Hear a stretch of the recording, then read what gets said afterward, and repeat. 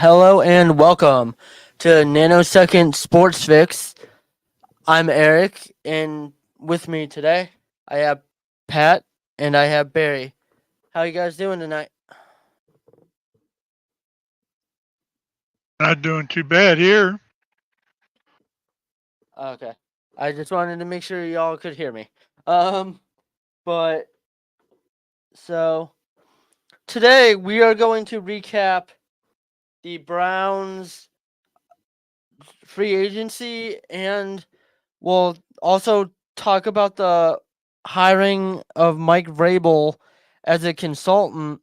But before we get into Browns, I want to get both of your reactions on the Justin Fields to Pittsburgh trade.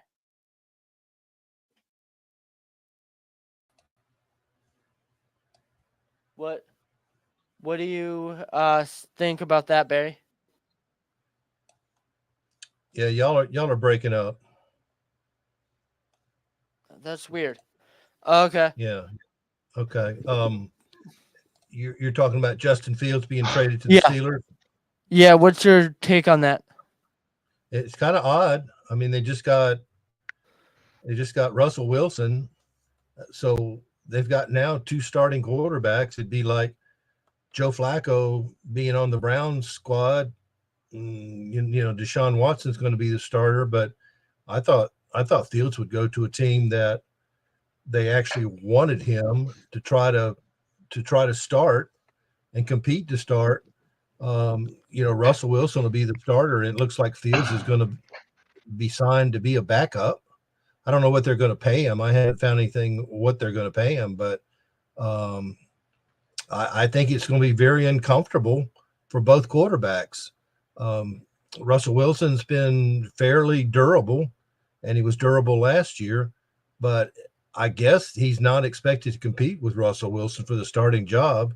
I think instead Fields is just expected to learn from the Super Bowl winner, and Russell Wilson's been to 9 Pro Bowls. What? I'm not completely sold on Wilson. I don't know why. I don't the games I've seen him in. Just doesn't really. He's Pop. not a he's not a he's not a Patrick Mahomes by any means. I would almost rank him along the line of maybe a um, like Baker Mayfield in kind of in that range and in that talent. Well, Baker Mayfield ended up being the 9th best quarterback in the league last year. So I think Russell Wilson's more like in the bottom third of quarterbacks now. I think I'd put him in with like Daniel Jones or somebody like that. That's going to win some games, but he's not going to win games. I agree with that. I just don't think that he's not going to be a Ben Roethlisberger over there, No, and no, not at all. and I think it's going to be a while before they build back up enough to be a Super Bowl team again, if it ever Yeah, happens. yeah, yeah. The Steelers got a good deal. All they sent was a 6th-round pick that eventually could be a 4th-round pick if Fields plays 51% of snaps this season.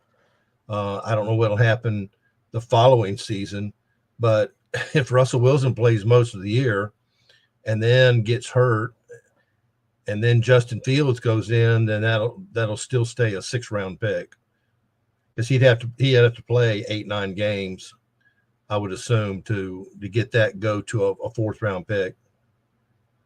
I mean, is Russ gonna wanna be a mentor to Fields, or is he just gonna go along his way and be like, why should I mentor this guy that's gonna take my job? Well, because that's what he's paid to do. He's paid to be in the quarterback room, and I think really very few players feel that way and end up being that way.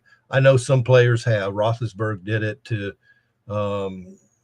Rudolph when he was drafted in the 3rd round, and I know Brett Favre did that to Aaron Rodgers, but from interviews that I've done with other players throughout the years, most of them, when a young guy comes in, they know that that young guy's there to take their job. They just have to play better to keep their job. And they still want to teach each other things to make them better. And it's just the lay of the land. Okay, let's get into the free agency moves. But first, number one, the Browns hiring Vrabel as a consultant.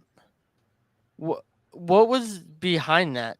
Do you kind of have any idea there?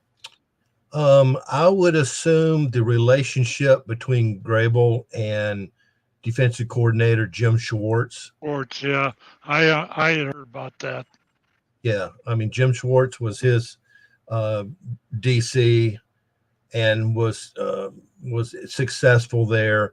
You know, Grable got fired, and I'm did Grable have opportunities? Okay, probably so, but is he going to go from head coach to say cornerback coach, linebacker coach, defensive line coach? He might have had offers from that. We don't know. The only people that would know is Grable and his agent.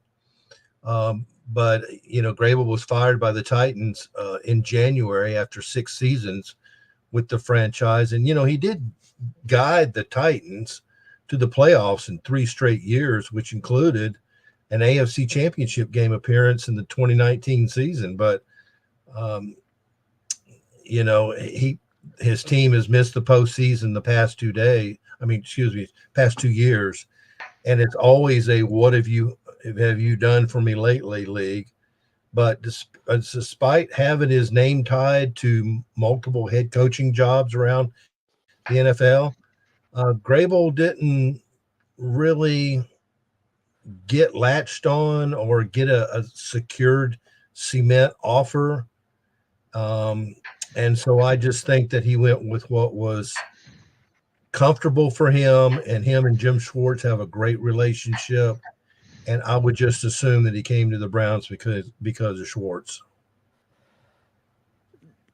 Do you think he's trying to get into front offices because, like, maybe as a personnel director in the future, or as a GM? Because not only is he consulting the coaching, but he's also front office consultant too. There's no way of knowing, Eric. There's no way of knowing. I think he's a football coach. I think Jim Schwartz is a football coach. Just because you coach football and know football doesn't mean that you know how to work with contracts, how to work with numbers, how to work with player personnel people, how to work with scouts. I think he's a football coach. And being reunited with Schwartz, who was the Titans defensive coordinator. He was the senior defensive assistant in the Titans under Grable. Grable's from Ohio. He grew up in Akron. He played at Ohio State. Yeah, he actually was from the Catholic school up there. I can't think of the name of Walsh Jesuit. Yeah, in Akron. Yeah, he actually played football there. Yeah, and he started his coaching career with Ohio State as the linebackers coach in 2011. So maybe it was Schwartz's contact that brought him. Maybe that's what Grable thought, is that, hey, I'll take this job for a year, then I'll see what's available and start doing interviews next year. Kind of like Bill Belichick. Bill Belichick didn't get hired. What's he going to do? Is he going to retire for good, or is he just going to take a year off? I don't think he's going to go into TV. He doesn't have much of a personality for broadcasting. But there's a scenario that once I heard the connection between Schwartz and Vrabel. That connection's there. Maybe they're bringing him in as kind of a let's see what you can do thing, and maybe eventually he could end up head coaching this team with Schwartz moving maybe into a head coaching job, maybe. You're talking about Grable moving into coaching what team? Moving into coaching the Browns. Do you mean head coaching or D Yeah, coordinator? if you take and take that connection, both of them have been head coaches before. Yeah, so is Schwartz. And so if you were to move Schwartz into a head coaching position and bring Vrabel in, or eventually in to do a replacement for Schwartz, you never know. That's an interesting. I think that's an interesting what if.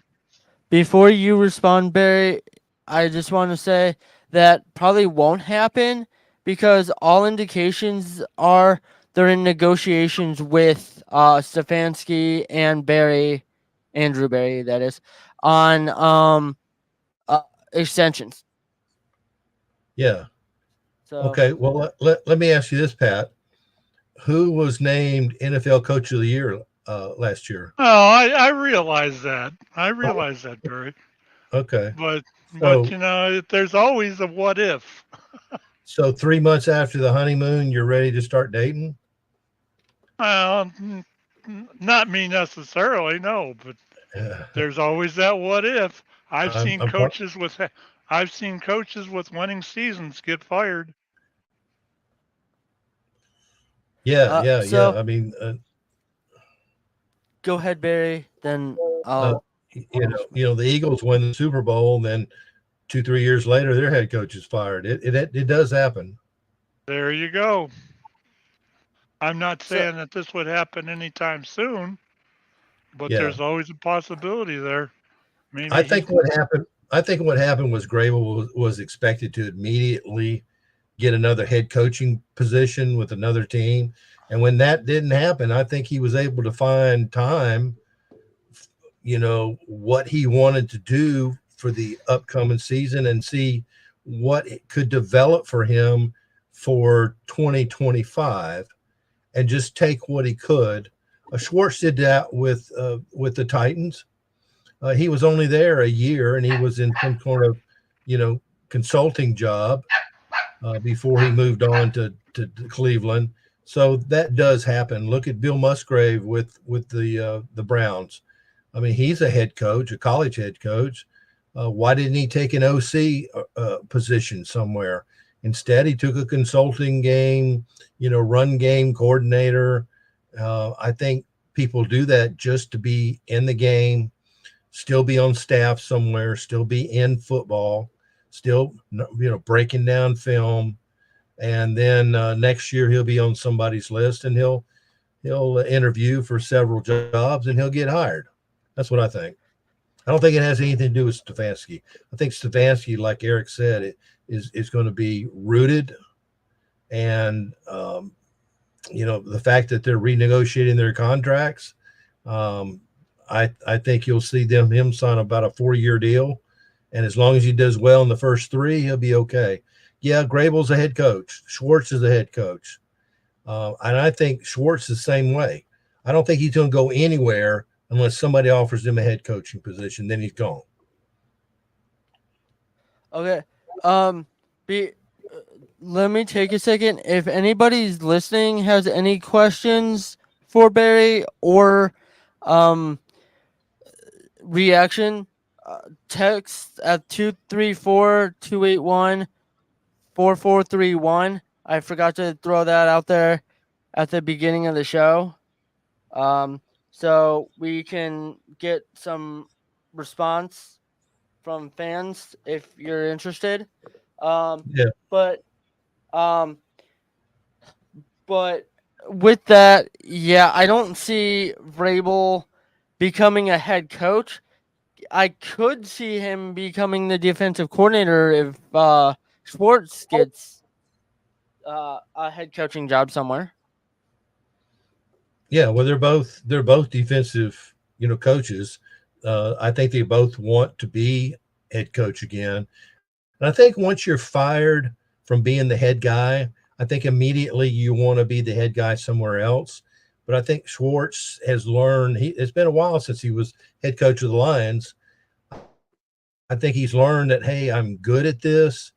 Let me just settle into a defensive coordinator job with somebody that's got a player like, I don't know, Myles Garrett, and let me see what I can do. And it's going to be something that I'm going to work with it and mold with these guys and get some guys in and bring some other guys in like Dalvin Tomlinson.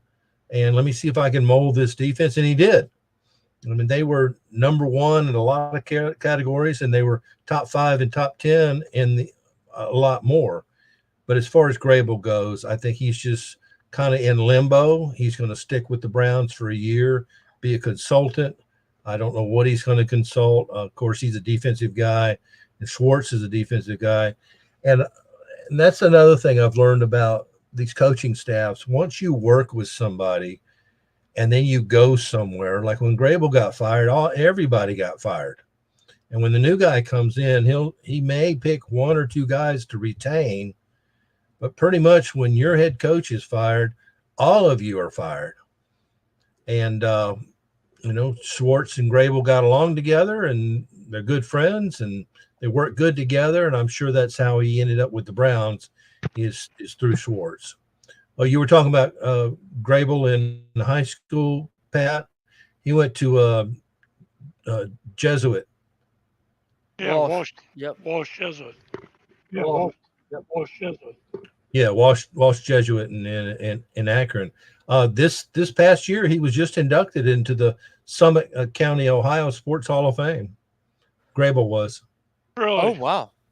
Really? Well, yeah, I think I read something about that. It turns out that So turns out my old high school is one of the has a lot of input to. Actually, I went to Woodridge High School, and they have a lot of input into that Hall of Fame because they were more or less the ones that started the idea for it. Summit County, anyway. Yeah. And well, I know there's an old wrestling coach that was inducted this past year also into that thing, and I wrestled for him back in the day. Yeah, me too. I tell you what, if you get somebody that's just as good as you, that's the longest 3 minutes of your life. Yeah. Or heavier. I tell you what, yeah, that's true. This is what I actually think about Grable. Back in 21-22, Schwartz had a health scare, and Grable hired Schwartz to serve as a senior defensive assistant, which gave him another year to be in the league, another year of income. And I think what this is being a reciprocal that Schwartz has given carte blanche back to Grable to help the organization and said, hey, you did this for me back then. I'll do this for you. Come on in. Which makes sense. I mean, they're probably friends or from the same circle of some sort. So they probably had a connection back then, and now they definitely have a connection with Vrabel doing that for Schwartz. So, just returning the favor, like you're kind of saying. I'm not saying Grable is a genius as a defensive mind, but he's got a defensive mind, and I'm sure that he will absolutely help Schwartz not that Schwartz needs help, but apparently as a consultant, this will help him out. And I'm sure it's just for a year. I mean, Grable wants to be a head coach, and he'll try to interview next year, and that'll be the end of it. So keeps him in football. Gives him another year of income.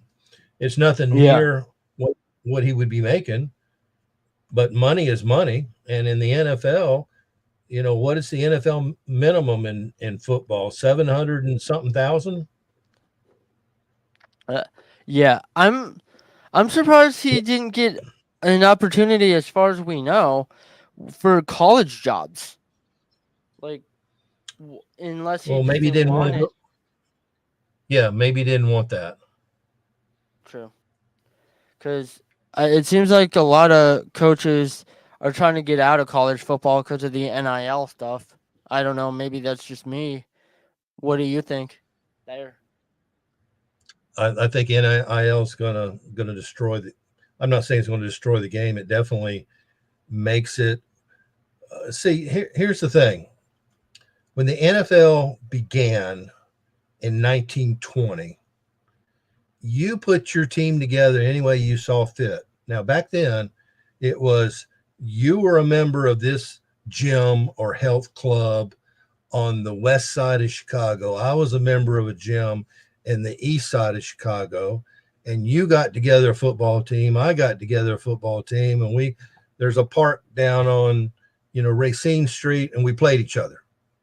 And then we found out that there's one over there in Indiana. There's one up here in upper Illinois and lower Illinois. That's how the NFL started. They were all just neighborhood community teams.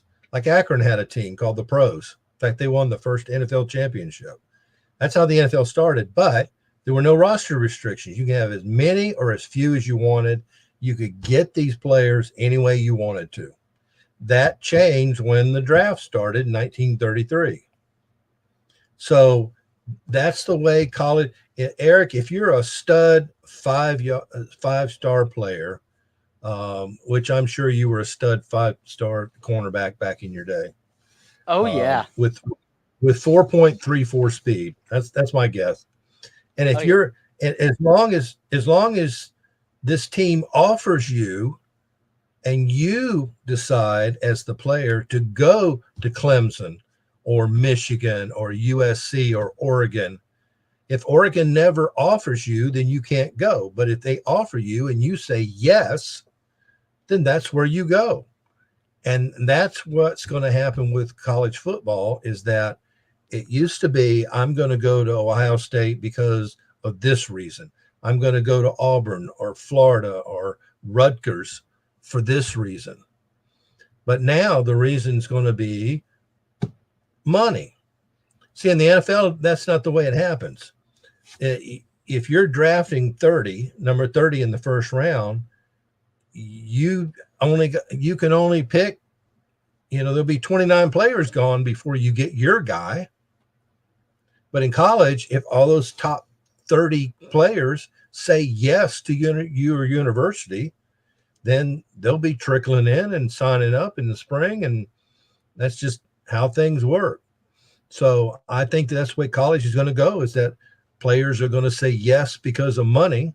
And a lot of boosters, a lot of people that, graduated from them got lots of money, attorneys and judges and engineers and, people that own big companies. So as long as they say, here's this amount of money if you'll come play for us, why wouldn't you, as a 17-year-old, say yes to $300,000 for your first year? I mean, that would be crazy not to. I'd say yes. Yeah.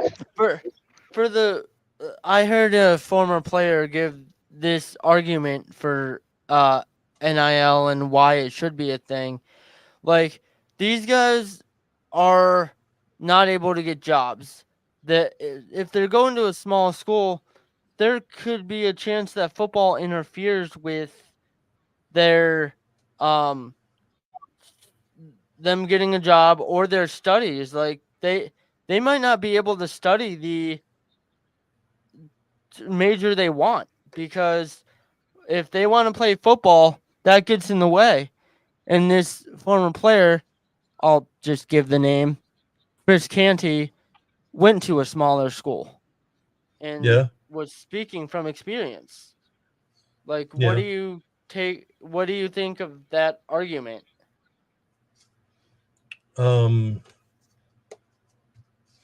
Well, sometimes players go to smaller schools for different reasons. One might be grades. Maybe they Mhm. didn't have the GPA to get into a school. We have a college here called Pensacola State. It used to be a junior college, and it was a 2-year. We had a lot of 4 and 5-star basketball players come through here that had 2.0 GPAs or less. Well, our junior college would enroll them, and they would work with them to get their GPAs up. And after 2 years, hopefully they could go, maybe not to Kentucky, not to Duke, no, not to Georgetown, but they might go to, say, Miami, or they might go to, Vanderbilt to play basketball and play D1.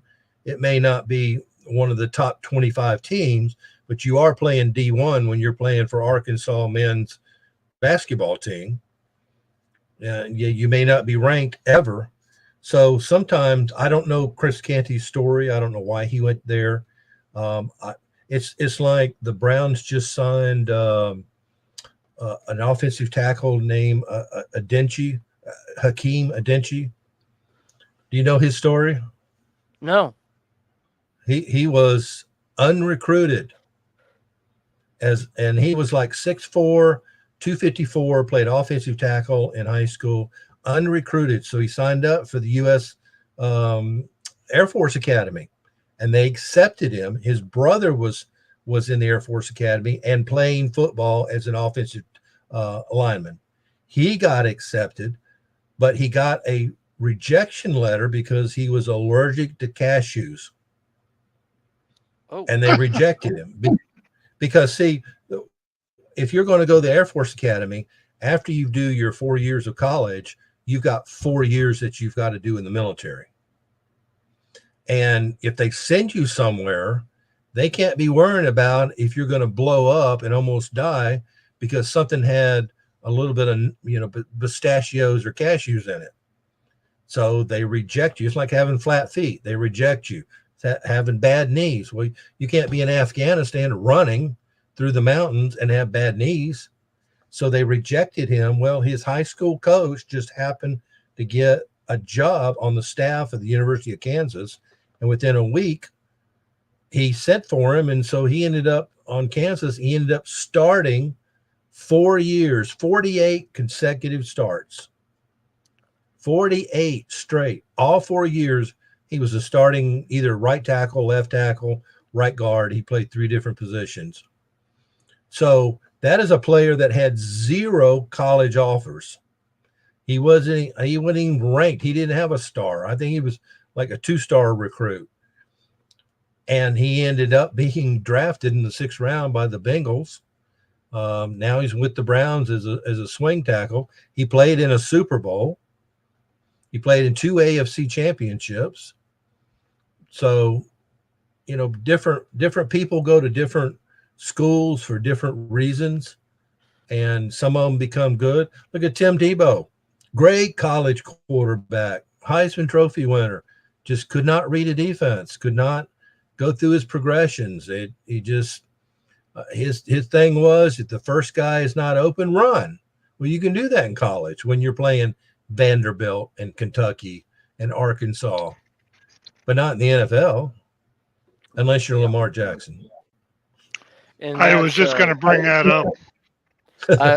That's a dime a dozen, Yeah. type You're thing. exactly right. But You're right. to get more into the free agents signings, let's talk a little bit about first the D tackle Quentin Jefferson. He was from the Jets. Yeah, I did a story about him. In fact, I've done a story about Quentin Johnson, the running back Hines, the linebacker Hicks. I just did one on a Denche. What I do is after we sign them, I go all the way back to their high school, all the way into college, who recruited them. That's just what I do. And so that is out today on Dogs by Nature. That's DAWGS BY nature.com, dogsbynature.com. It's part of SB Nation. but it is out today. Is the whole complete story of Quentin Jefferson. Do you know what made him famous? What?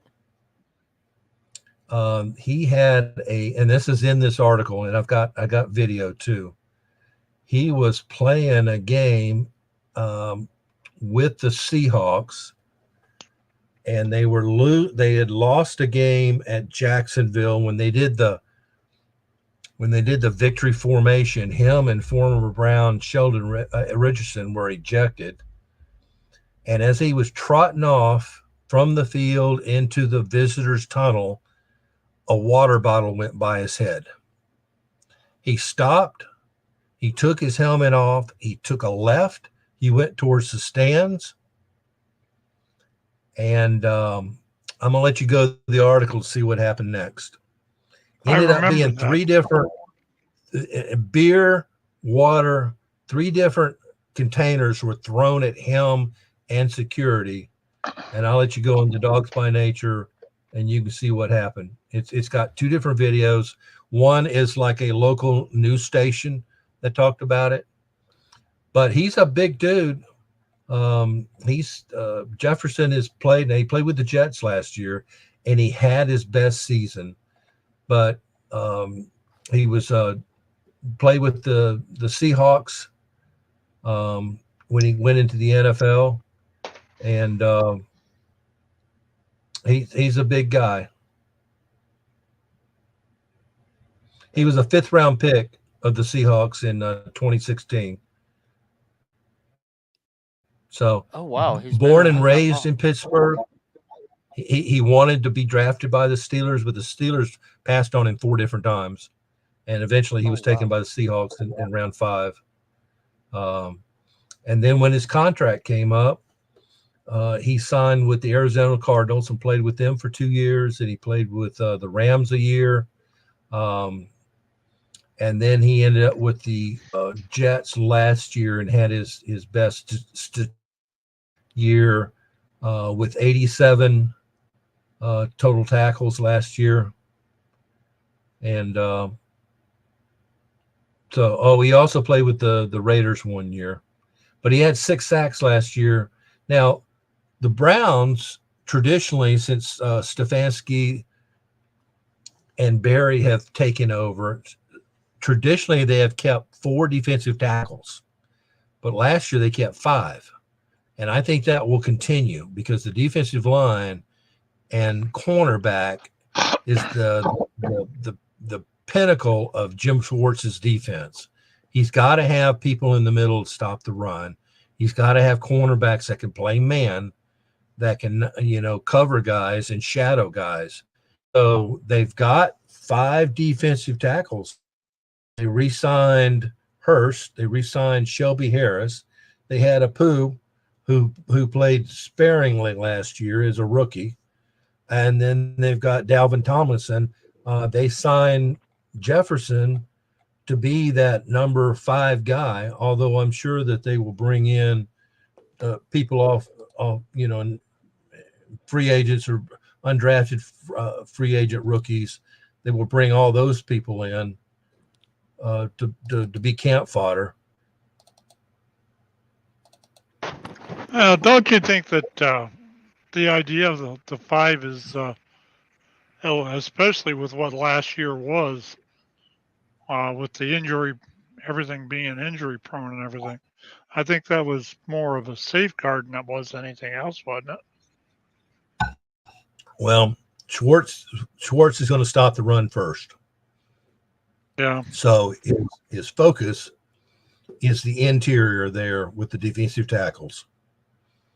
Now he's lucky he's got, all-world Myles Garrett on one side, and of course they retain Za'Darius Smith for the other side. So he's got that pass rushing, and he wants his defensive tackles to be pass rushers, but they've got to be run stoppers first. So that's why they kept 5. I was surprised last year that they kept 5, and what they didn't keep, they usually kept 10 offensive linemen, and last year they kept 9 to start week 1. And of course, the first game, Jack Conklin went down. but they usually keep 10 offensive linemen. They only kept 9. Well, that 10th player had to come from somewhere, and it went to the defensive tackle room. So speaking of offensive line, I saw your article on Chris Hubbard, the former uh, tackle for the Browns. That was Yeah. actually very interesting. Thank you. Thank you. He Go ahead. he is the starting right tackle for the Tennessee Titans now. The Browns, the last 3 years that the Browns had him, he was regulated to backup. And of course, everybody wants to start. And he got an opportunity to compete. He came in. Actually, what happened was their starting right tackle of the Titans got suspended for the first 6 games, and they signed Hubbard to come in to man that for 6 games. And what happened is when the other guy came back, Chris was playing so well that he just didn't beat him out. So, and where Chris Hubbard came in for me was I did an interview with Rodney McLeod, who was signed today by the Browns to come back and be in that safety room, which is a great signing. He's a coach on the field. He's got experience. He's got a great mind. He's wonderful as far as philanthropy and charity in the community. Just an overall great guy. But his agent, it's Rodney McLeod, former Browns Corey Coleman, and Chris Hubbard. That's all the same agent. I did an interview with Corey Coleman, and he wanted to talk about mental health. And he chose me to be the first media person to talk about it. And so we did. He was drafted by Michigan of the United Football League, which starts March the 30th. That's in 2 weeks. And he just told him, no, I'm going to focus on myself. Thank you anyway. He led the USFL in receptions and receiving yards last year. So he still got game. He's only 29. But he chose me to talk about mental health. And I did that interview. Then I did Rodney McLeod, who at the time was undrafted or unsigned, It's a free agent with the Browns. And then that led into Chris Hubbard. But thank you for that. Those are kind words, Eric. Oh, you're welcome. Anytime. That was especially the mental health part. In mental health, all of a sudden in the last couple of like maybe 10 years, maybe less than that, it's become so important. And with these athletes, these big time athletes coming out and talking about it, I think that opens up so much for just the general person to maybe seek help if they need it. Yeah, you're exactly right. What do you think, Pat? I think that it's a good idea. I think that when you brought that up, I thought back to Lyle Alzado, who was Yeah. something similar to that, and that dude was nuts. I Yeah. knew I knew some of the players and people around him, and especially when he ended up going. He was bad in the Browns, and then when he went out to California or wherever he went, where did he end up at? Was it the Raiders. Seahawks? The Raiders, yeah. Yeah. And Yeah. I guess he got really bad out there, and then they somehow straightened him out, and then he left football. Yeah. But, Yeah. Then he was a beast. the as far as mental health stuff goes, it's been an issue for a long time in the NFL. Of course, then again, back then, even in the 60s or 70s and 80s, you had to be nuts, because that was the temperament that they expected. Yeah. Where would we be without a crazy, or where would the Steelers have been without a crazy steel curtain line. Hell, all those Yeah, guys or are nuts. well, look at Jack Lambert. Yep. Yeah, look at Another one. Mike Singletary. Yeah, Yep. There you I go. mean, I mean, Yeah. I played middle linebacker, and let me tell you, you cannot walk on that field and be afraid of anything ever. You can't. And Okay, you've got an ankle problem. You can't go on the field and say, "Oh, I don't want to do this because I might twist my ankle again." You just have to be fearless. If you got knocked in the head and you're a little woozy, you got to go back out there and say, it's not going to bother me. Well, both of those interviews, if you go to Dogs by Nature, just type in Dogs by Nature, then put in Chris Hubbard interview or put in Corey Coleman interview. The Corey Coleman interview, normally when I interview, I do 25 questions. I'll start with high school. I'll go into recruiting. I'll go into college, and that gets me into the NFL. Then it depends on where they played. I go into what their time with the Browns are. And then sometimes I ask questions like, what were some of the restaurants that you ate at while you were with the Browns? Or the older guys, I'll ask, tell me something about the old stadium. And they tell me all kind of things that I didn't know. And because, they were there, they lived that. And I'll tell them, hey, what was Schottenheimer like? I want to know. I want to know the guys that were there in the mid 90s before they moved. What was it like playing for Bill Belichick? So it depends on the era and where the guys are. I mean, Chris Hubbard went from being a starting right tackle in the NFL to having Jack Conklin being signed and Jed Wills being signed or drafted in the same year. So I asked him, I says, you're starting, then all of a sudden you hear this guy's signed and this guy's drafted. Did you know that you were going to be a backup all of a sudden? But if you Google Dogs by Nature, Chris Hubbard interview, Dogs by Nature, Corey Coleman interview, that'll come up and you can read it. But what I was going to say about the Corey Coleman interview, I would say out of my 25 questions, 16 or 17 are about mental health, because that's what he wanted to talk about. He wanted to get it out. He wanted to get it off his chest. He wanted to start the conversation. And here's Eric and Pat, here's what I've learned, because I didn't know anything about it. I don't get depressed. I've been sad. I've had tragic things happen to me in my life. I don't get depressed. I don't know what it is. I'm a problem solver. I think that it can just be, we'll do this, and then you'll be right back on your way to. So I don't understand that. But your mental health may be completely different than Eric's mental health, and his mental health is completely different than mine. I always thought if you had a sprained ankle, and all of us have a sprained ankle or all of us have turf toe, it's the same. But not in mental health. It's all different. Eric may have high anxiety, and Pat, you may have the fear of being cut all the time, or not living up to expectations, which may be a father issue, which may be a mother issue, which may be a coach issue. Who knows? I might, have depression. Well, how do you get depression? How do you get out of it? What do you do?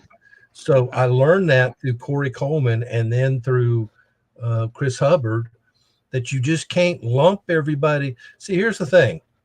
And this is why it's so different with pro football players and football players in general. We're taught to be tough. We're taught it's not acceptable to cry. You don't cry at anything. Bambi's mom gets killed. Oh, maybe his dad will find a new wife. Old Yeller gets shot. Yeah. Now, see, both of those are all childhood things that I cried at, and I remember that, especially Old Yeller. If you're talking about Old Yeller and Bambi, you're pretty old dude, and both you and I, Pat, are talking about it. But there are things that that happen in your life, and we're taught not to cry. We're taught not to have feelings of it. Chris Hubbard told me that he was raised by an aunt as well as his parents. And when she died and he went to her funeral, he said, I didn't cry a tear. You're taught not to. Well, we're taught to be the strength. We're taught to be strong. We're taught to rub dirt on it, get your ass back out there.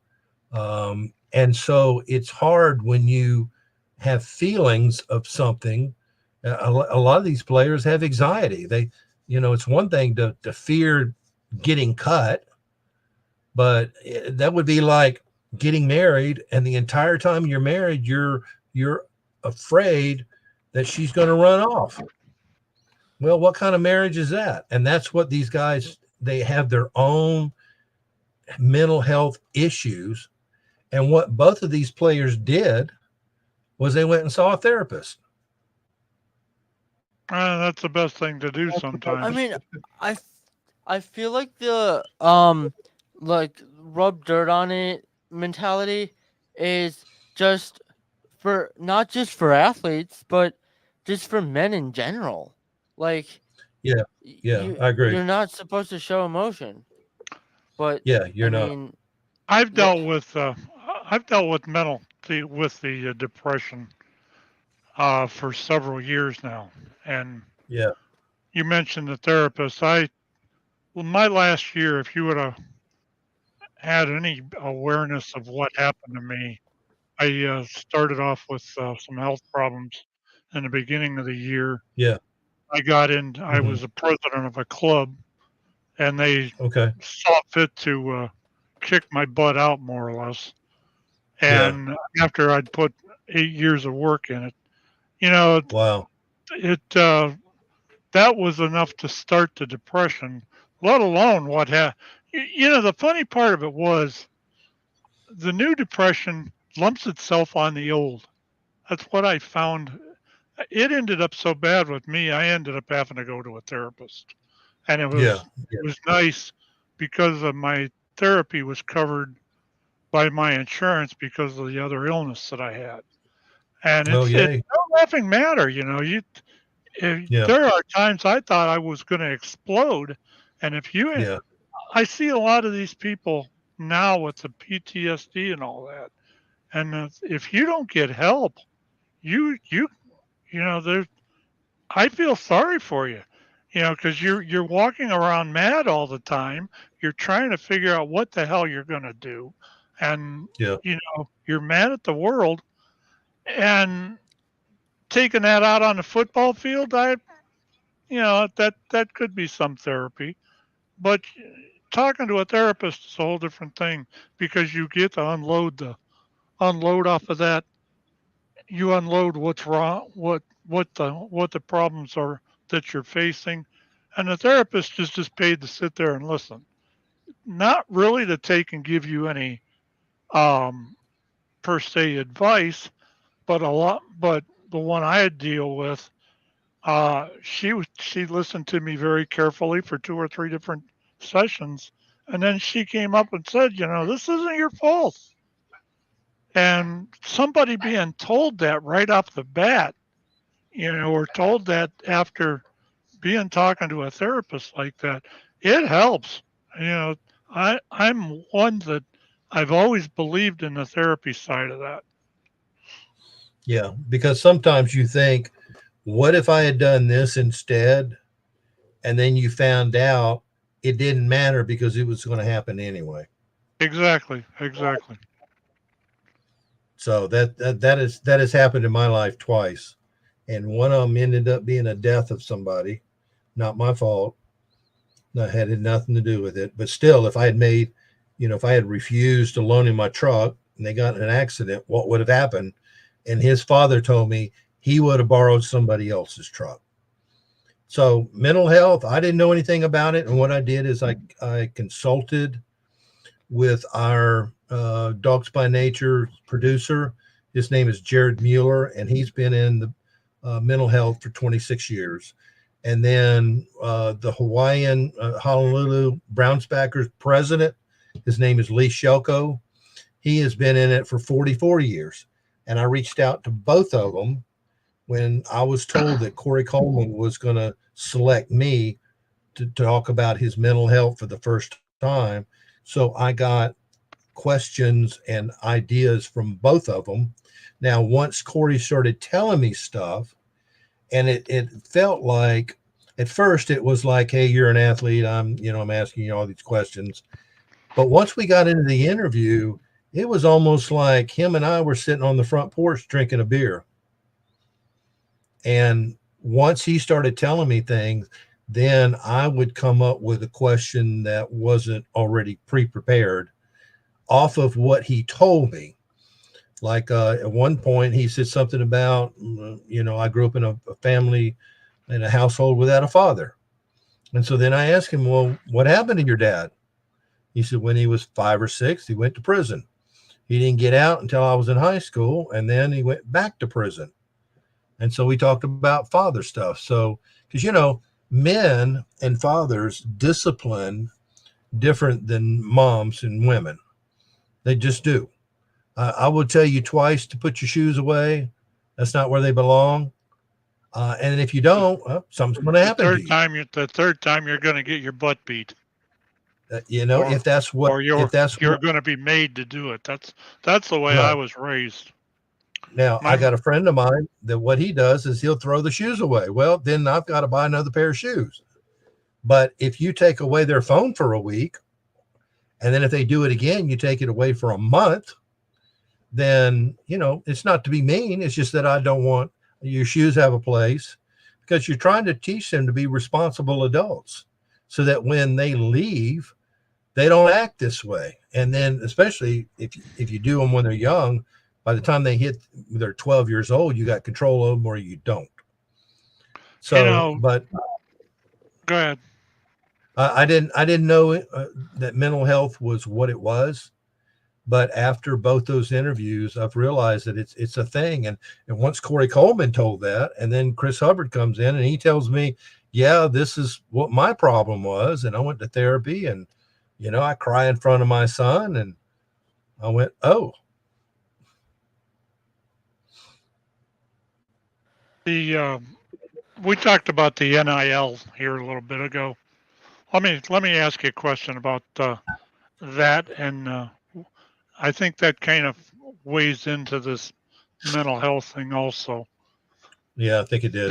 With the NIL giving even high school kids the amount of money that they're likely to get, these guys are just kids when they come out of high school. You don't, right. As far as you don't really grow up until you're between 28 and 34. At least that's what I found. Yeah, I was 28, I think, when I matured. Yeah. And, you're right. You're given this, if you're given an enormous amount of money, what are you going to do with it? I think there should be, if they're going to do this NIL thing, especially in college, and these kids should actually be given financial training, I guess you could call it, for use of a better word. They should have to take some financial classes or something like that, even if they're not going to the school. Because they should be taught that you got to pay your bills. This is how to balance a checkbook. This is how to make sure you've got enough money coming in.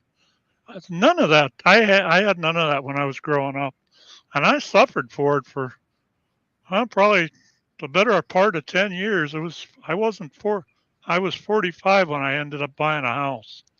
I could have never bought it before that, because there was no responsibility. Different people are different with money. I'm great with money. I always have been. Ever since I was a little kid, I was great with money. I bought my first car at 19. Nobody gave me a car. I paid $3,900 cash for a car at age 19. I saved it. Been working for years, and so I'm good with money. But the NFL does a symposium for rookie classes once they come in, and they teach every one of them about money. Now that's teaching a 22-year-old. These people are 17 and 18. And that's even worse. I don't think I matured till I was age 28, and got married shortly after that. So I can't imagine big money being in the hands of a 17-year-old. I mean, the first thing they're going to do is buy a Hellcat. Yep. It wouldn't be in their hands long, and then they'd be in And bankruptcy court. yeah, and then like Chris Hubbard told me, he said once he got his first big contract from the Browns, because he came from another team, and he said all of a sudden all these people wanting money. He said I didn't know what to say to them. It was my cousin Bob. I remember him growing up, but we didn't hang out and play basketball on Saturdays. And all of a sudden, Bob shows up and says, "Hey, my transmission went out and I need $5,000. I gave it to him." So there's that part of it. Remember Trent Richardson? Yeah. Yep. Running back, #1 pick for the Browns. Yeah. Yeah, I remember Okay. him. He lived when the Browns traded, which he had a great year with the Browns his rookie year. He almost had 1,000 yards, scored a lot of touchdowns, was a good receiver out of the backfield. When they traded him to Colts his second year, he lived in a house in Indianapolis that I thought was a hotel when they showed it from the sky. But he had 18 people living in that house. And they had 14 Netflix accounts. Wow.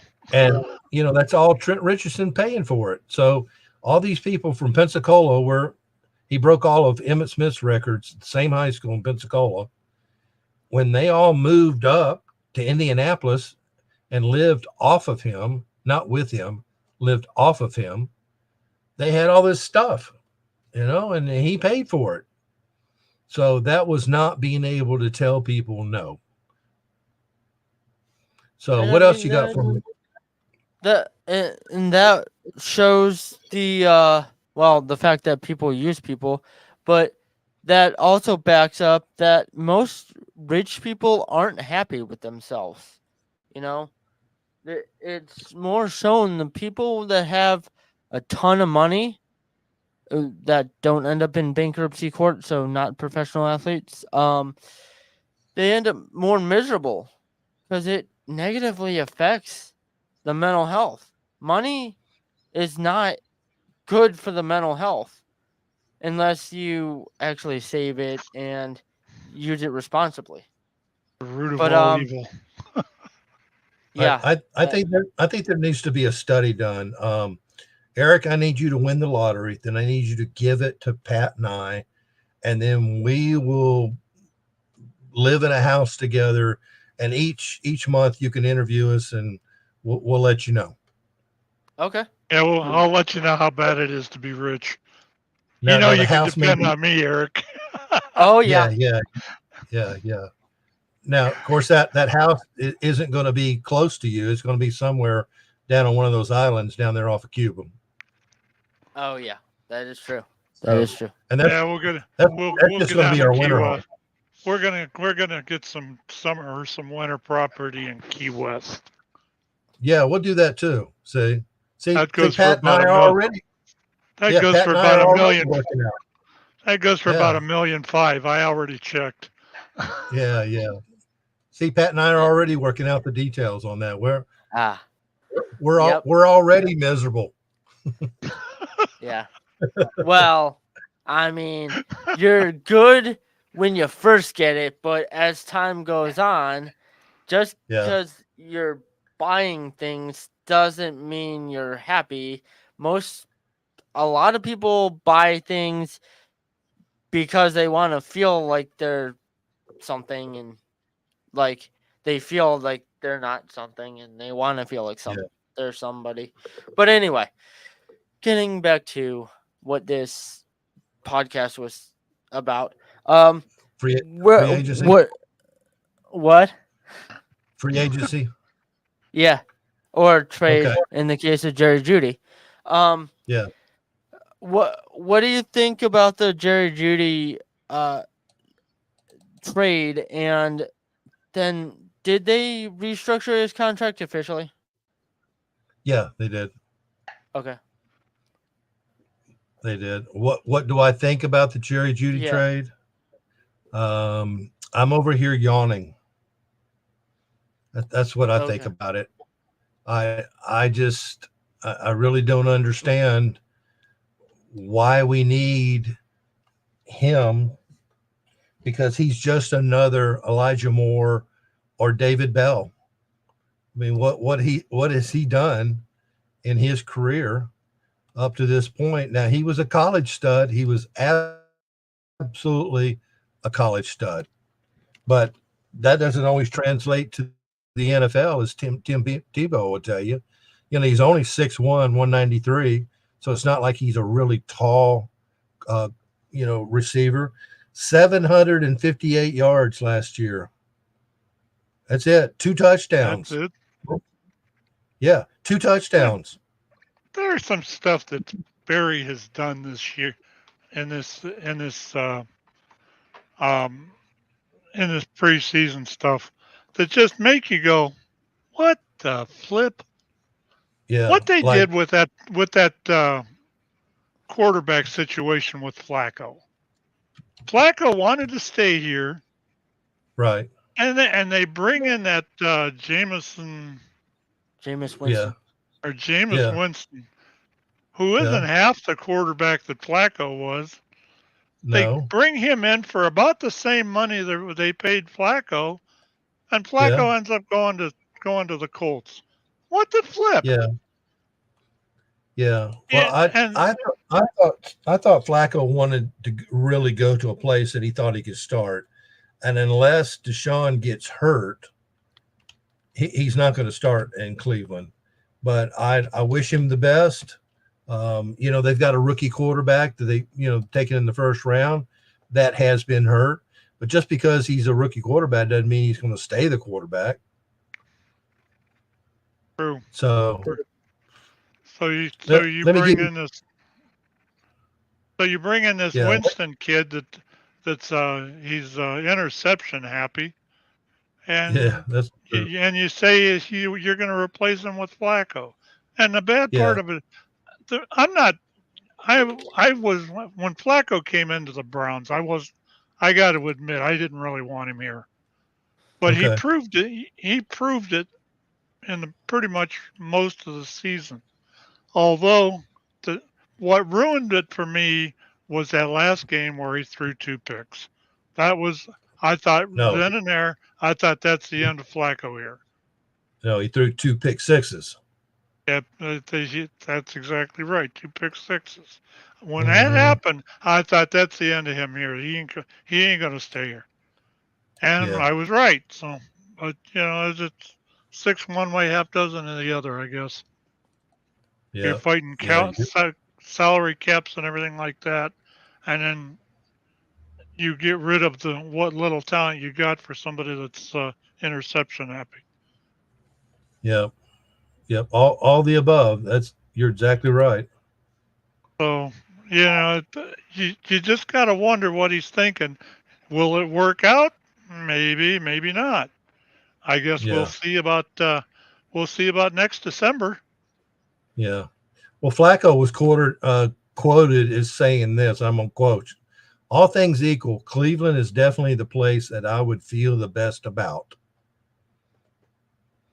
Yep. That's So where is he? Indianapolis. And plus he's still doing the events in the Cleveland area. He has Yeah, 2 events next week that yeah, were pre-scheduled that he's doing even though he left Cleveland. So yeah. clearly he loves the area. Yeah. Well, he played in 5 games. You know how many picks he had? No. 8. Ooh. I was 8. gonna say 5 or 6. I can remember 5 or 8. 6. Now he's got 13 touchdowns, but 8 picks. I was hoping for Jacoby Brissett. I thought he managed the game well. Now Flacco, I didn't have a problem with him, but he's going to throw a fumble. He's going to throw an interception. He's going to have a fumble. He's going to have some good games, and he had some 300-yard games. In fact, I think 4 out of the 5 games was over 300 yards. Hey, I got that. But I thought Jacoby Brissett is a better runner, and that's what we need. That's what this offense is set up, geared for, is to have a running quarterback in it. So getting back to Jerry Jeudy, this is his stats. 54 receptions, 87 targets, 758 yards, 2 interceptions, a touchdown. This is Elijah Moore's stats. 59 receptions, 104 targets, 640 yards, 2 touchdowns. It's the same player. You know, we're bringing in Jerry. Yeah, he's not coming in to replace Elijah Moore. But I will say this for Andrew Berry. Early in the season last year, before they got Elijah Moore, Denver wanted a 2nd-round pick for Jerry Jeudy, and Andrew Berry ended up getting him for a 5th and a 6th after the year. But it's essentially the same player, same body size, same speed, but it's not like he's bringing in a guy that had 1,400 yards and 12 touchdowns. But I mean, Barry is good at doing that, between swinging the Amari Cooper for a 5th rounder, and then I know Jerry Jeudy hasn't worked out. I mean, they've also had inconsistent quarterback play, and they had Russell Wilson last year, who was, I don't think, that good.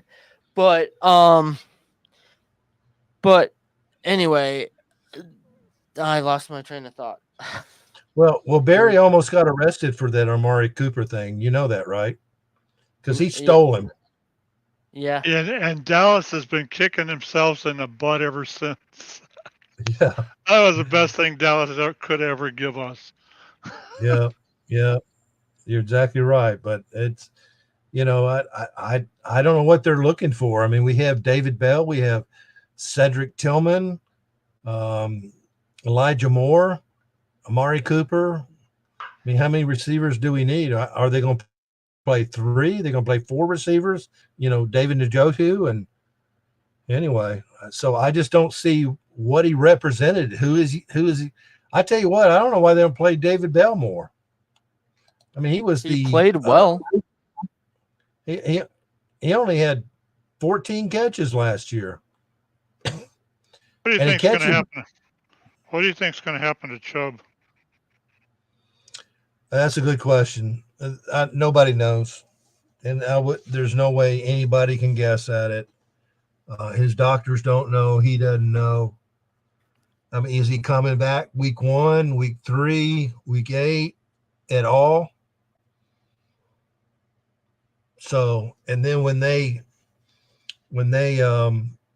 sign this other running back from the Buffalo Bills, Nyheim Hines, you may say, oh, that'll take some carries away from Jerome Strong or Jerome or Pierre Strong. No, he was signed to be a return man. He's going to replace Jakeem Grant. So he may get carries at running back, but that's what he's here for, is to be the punt returner and the kickoff returner, because Grant, for the last 2 years, got hurt before the season started. And before that, it was JoJo Natson. So Andrew Berry has tried to bring in a stud return man, and he struck out with 2 players. So Hines was brought in to be the return man, not as a running back. Which is good. Hopefully he could stay healthy, because, like you said, they brought in Grant, and he didn't play a regular season game. Or no, did he start last year? Was his injury in the first regular season game, or was that preseason? It was in a preseason game. I think it was the last one, but okay, I could be wrong. But he was in a preseason. And Grant, I loved Grant. Grant was electric when he was with the Bears. If you go onto YouTube and just type in Jakeem Grant, Chicago Bears. Just watch his punt returns. It's amazing. Great speed. Great speed. But he just can't stay healthy. And that's the problem with some players in the NFL. It's almost like Jack Conklin. He's a great player when he's healthy, but the problem is he can't stay healthy for half of a season. Jacob Phillips. Oh yeah. Great example. Same thing. Absolutely same thing. Just can't stay healthy. So anyway, but so that's what they got Nakeem Hines for. He didn't have any stats last year. Did you know that? No. Let's see. Is he the one that got in the jet ski accident? Or no, he was the. No, that I'm wrong. I'm wrong. That's somebody else.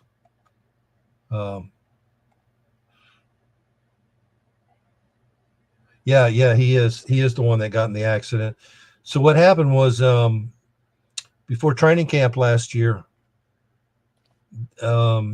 he was with some friends at a lake and they had a boat and a jet ski and he was doing some wakeboarding. Then it was his time to do a jet ski and he was in line to get gas at a dock. You know, they have gas pumps out there for boats. And he saw a boat coming towards him and he swerved to miss that. And he ran into his other buddy that was on the other jet ski. And for 4 days, he walked around and finally went and had an MRI and he had knee problems. Ooh. He tore his ACL and his LCL in his left knee. And that took surgery. And then what happened was, because it was away from Buffalo Bills situation, they didn't have to pay him, and they didn't. So he went a whole year without money, and plus the insurance company went after him for $17,000 to replace 2 jet skis. So, but it fills a need with the Browns. They need a return man. Hopefully that injury won't linger or he won't re-aggravate it. Yeah, and he was one of the top kick returners this year in free agency. He's also got he was with special teams coach Bubba Ventrone when the pair was with Indianapolis. And he was considered one of the best returners available in free agency this year. Okay, that makes sense. Yeah. And the Browns tried to bring in other people to play return man. They had Mike Harley, they had Donovan Peoples-Jones and Jerome Ford and Jalen Darden, and none of them they all did okay, but none of them were just tearing it up. So they had to bring in a guy to replace Jakeem Grant, and that's what Hines is for. So now, after we've made these moves in free agency, where do you think they're going to go in the draft? That's a good question. I know where they're not going to go. They're not going to go.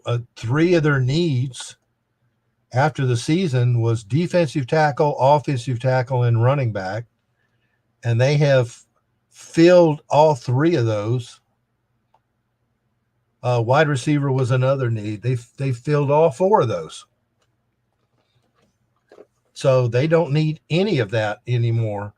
I would be shocked if I wouldn't be shocked because 3 of the last 4 drafts, Barry has taken a wide receiver in the 3rd round. Did you know that? That doesn't shock me, but I didn't know that exact stat. Anthony Schwartz,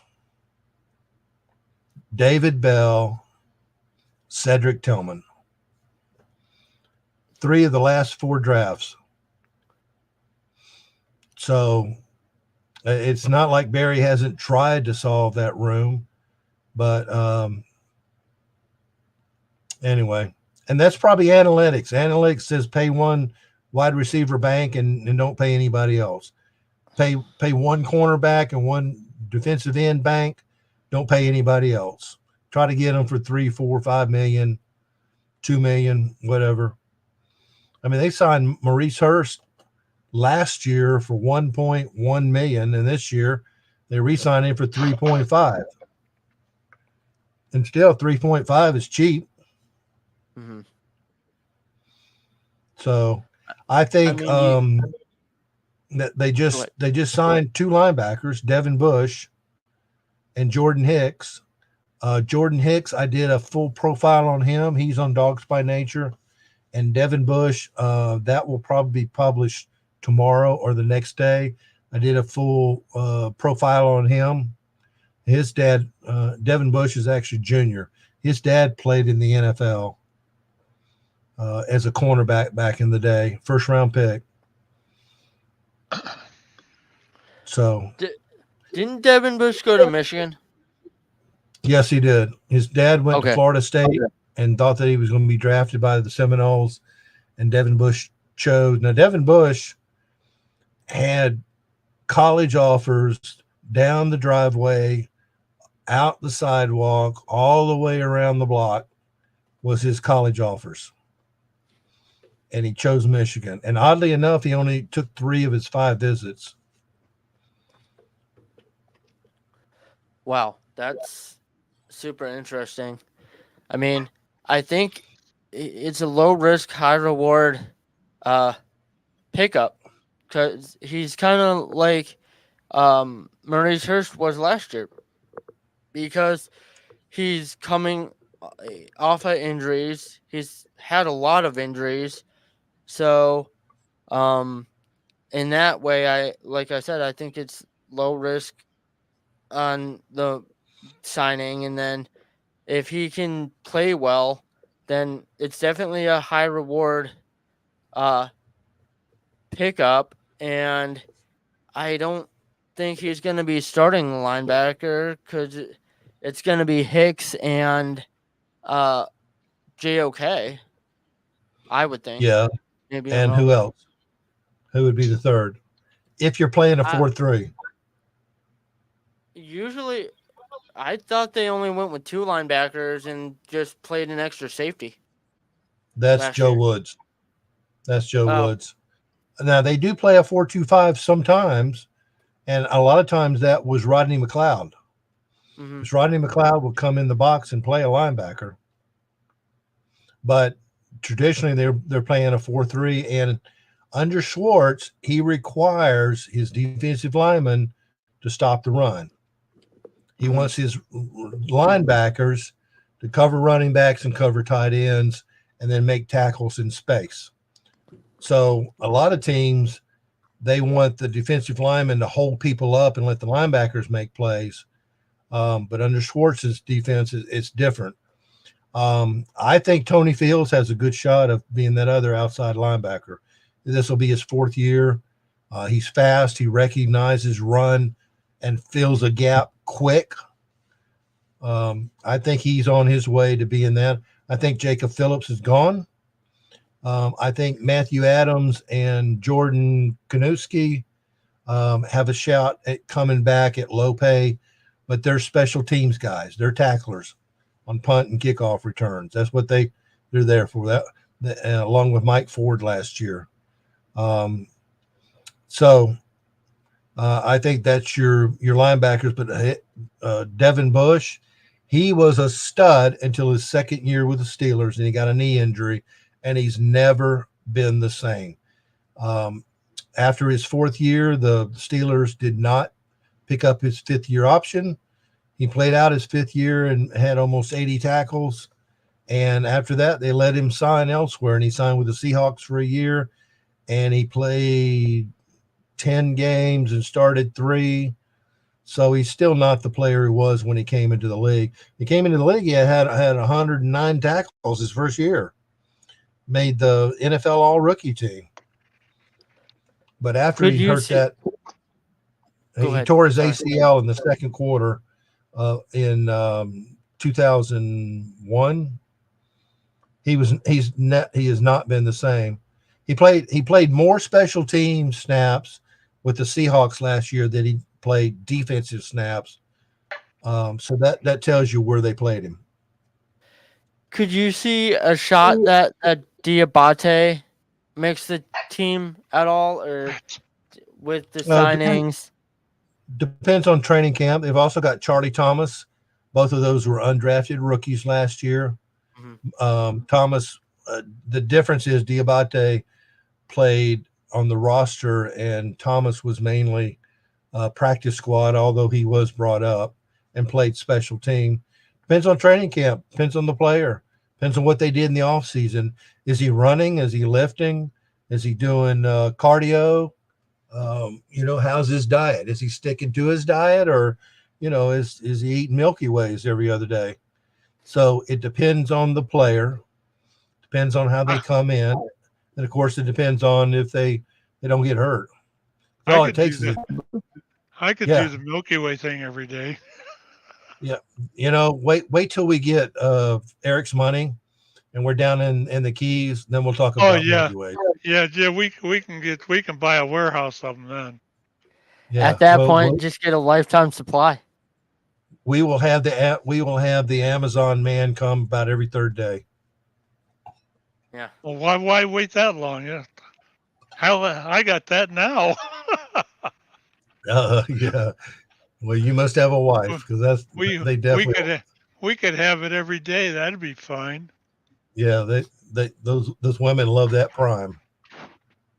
Oh, I do too. That's the way to go.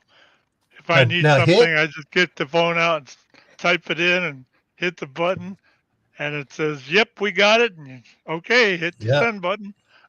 Yeah, it'll be at your door in a couple hours. Get it here. Yeah. Now I tell you, a great signing was Jordan Hicks from the Vikings. That is an incredible signing. I love that. Exceptionally intelligent. I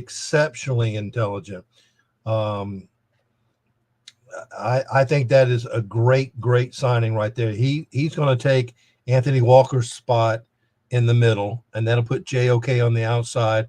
Then it'll just be a competition in training camp to see who's going to take the other one. But he is an excellent signing. Now he was drafted by the Eagles in the third round. Then he ended up signing a big contract with Arizona. Then Arizona drafted Isaiah Simmons one draft, and then linebacker Zaven Collins in the second draft. And Zaven Collins couldn't beat out Hicks in 1 year. And after 1 year, the Cardinals just said, we drafted this guy and we drafted him high. I know you're playing well. I know you had almost 100 tackles, but we're going to go with him. And Hicks just kind of went, what? And that's how he ended up going with the Vikings, is that the Cardinals just said, we'll see you. Now, they did save $6.5 million in cap space, but he was still playing better than the rookie and outperforming him, and the rookie couldn't beat him out until the management said, you're gone. But that is a key signing right there, and he will definitely be. He started 17 games for the Vikings in his first year and had 129 tackles. I mean, when you have over 100 tackles, that's a lot. You agree? Yeah, exactly. Let me tell you, I'm going to give you Hicks's last 6 years of total tackles, okay? Mm-hmm. Last year he had 107. The year before that, it was 129. The year before that, 116. The year before that, 118. The year before that, 150. And the year before that, 91. Well, that's a guy that makes tackles. His missed tackle rate is under 5%. So I think he's a man on a mission and a playmaker. I think he's a tackling machine and a problem solver, and I think he goes out of his way to avoid drama. A smart guy. So Anyway, that's my favorite free agent signing, and I think that's the one that's going to have the biggest impact for the team this year. That's good, and especially for him to replace Anthony Walker, who was a big time leader. When he wasn't there, the defense suffered. It did. But It I did. think, go ahead. Yeah, and then especially when there was the year before when JOK went down, and Anthony Walker went down in the same season. Then they put in Jacob Phillips, and he got hurt, and the next thing you know, you've got all these second teamers playing starting linebacker. But Devin Bush will have his snaps, and I don't think he's going to be the same player though. Diabate, I'd like to see him compete for that starting outside linebacker position. He's a guy that you can root for. Tony Fields, I think it's going to be his time. He's ready for it. I did an interview with him, and he told me, he said, I am so ready. He said, I'm just ready for them to stick me in and let me play a full game, and just every week knowing that I'm going to be starting on the outside. Well, hopefully he can show that he deserves it. I mean, Yeah. I'd love to see that too, because as a fifth round, he was a fifth round pick, right? Who's that? Fields. Yeah, I believe so. 4th, 5th, 6th, somewhere in there. Yeah. But as a pick that low in the draft, the odds are against him. So for him to, if he can show out and have a great season, that would be a steal in the draft finally. Under the correct defensive coordinator, and I think Schwartz is the correct defensive coordinator to develop him. But yeah, that would be amazing if he could develop. If you're talking about a rookie or a first-year guy, I would agree with that statement, but not after they've been in the league for a while. This will be Fields' 4th year. Wyatt Teller was a fifth round pick. Mm-hmm.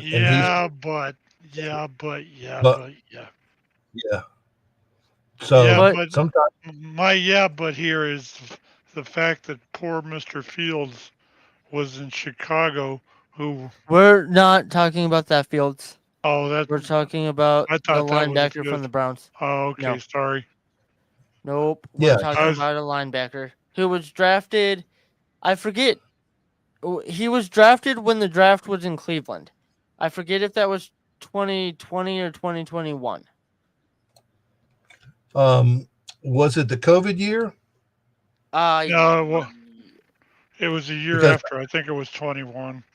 Because I remember the draft was in Cleveland. Yeah, I remember the Macho. I remember the Macho fan sitting in the commissioner's chair. Yeah. 2021 is when Fields was drafted in round 5. He went to West Virginia. Well, I mean, the fact that 2 of those years was under, no offense to Joe Woods, but I don't think he runs a great, competent defense. So no, or is a good teacher. So yeah, that kind of affected Tony Fields' development. Now having a competent D coordinator, he's in his 4th year, but he's really in his 2nd year. Because again, that's a good analogy. Thank you. Excellent analogy. Well, if you watch tape of him, he definitely reacts quick, and then he hits a gap quick, and he's a good tackler. I'm pulling for him this year to take that 3rd. And he's not that big. He's only 6 foot, 222 pounds. But he's a good tackler. He doesn't miss tackles. But he's only got 10 starting games, and 6 of those were the year not this past year, but 2022, when all those other linebackers got hurt, and he was one of the ones on the field. So he's very durable. He's played in 44 games. I tell you who I was surprised that we didn't re-sign was Taki. Yeah, I just knew they were going to sign him back.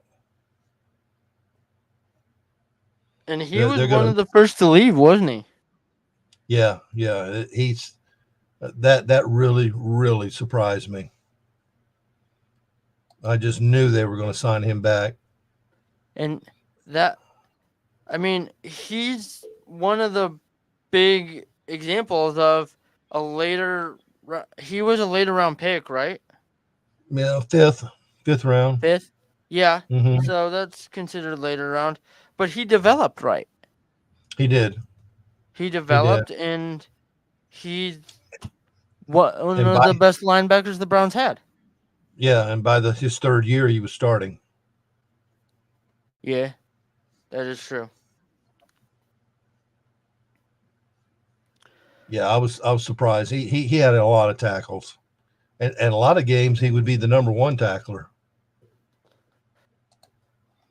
Yeah, and I give him a lot of extra credit because he picked Ben Roethlisberger and returned it. Yeah, he had the pick six against Roethlisberger. Yeah, and didn't he?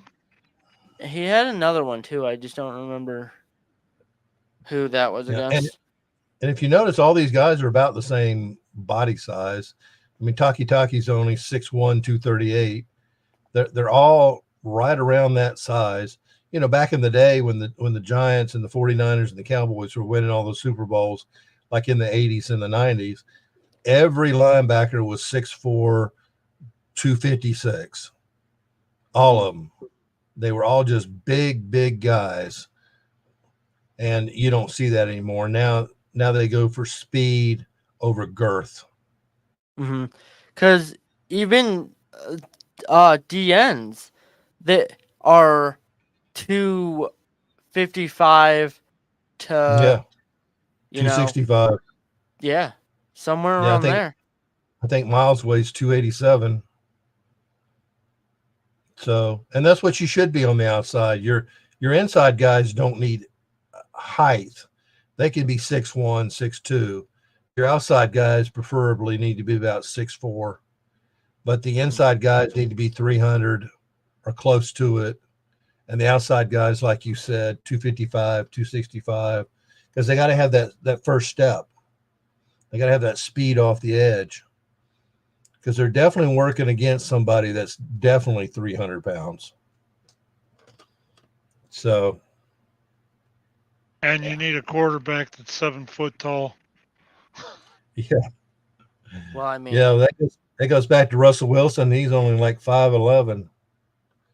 Can I tell you my Russell Wilson story? Yeah, go ahead. Yeah. So I cover the Senior Bowl every year, and he was and they have 3 quarterbacks on each squad. It used to be called the North Squad and the South Squad. Now they're called the American and the National. Well, anyway, I was I forget. I was working for a New York Giants publication then, and they were looking for a quarterback, and Russell Wilson was there, which I don't remember who else was there.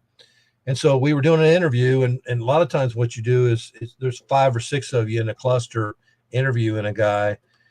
The person who starts the interview really kind of has control over the questions, and you can take your recording device and stick it in as long as you're not in camera view.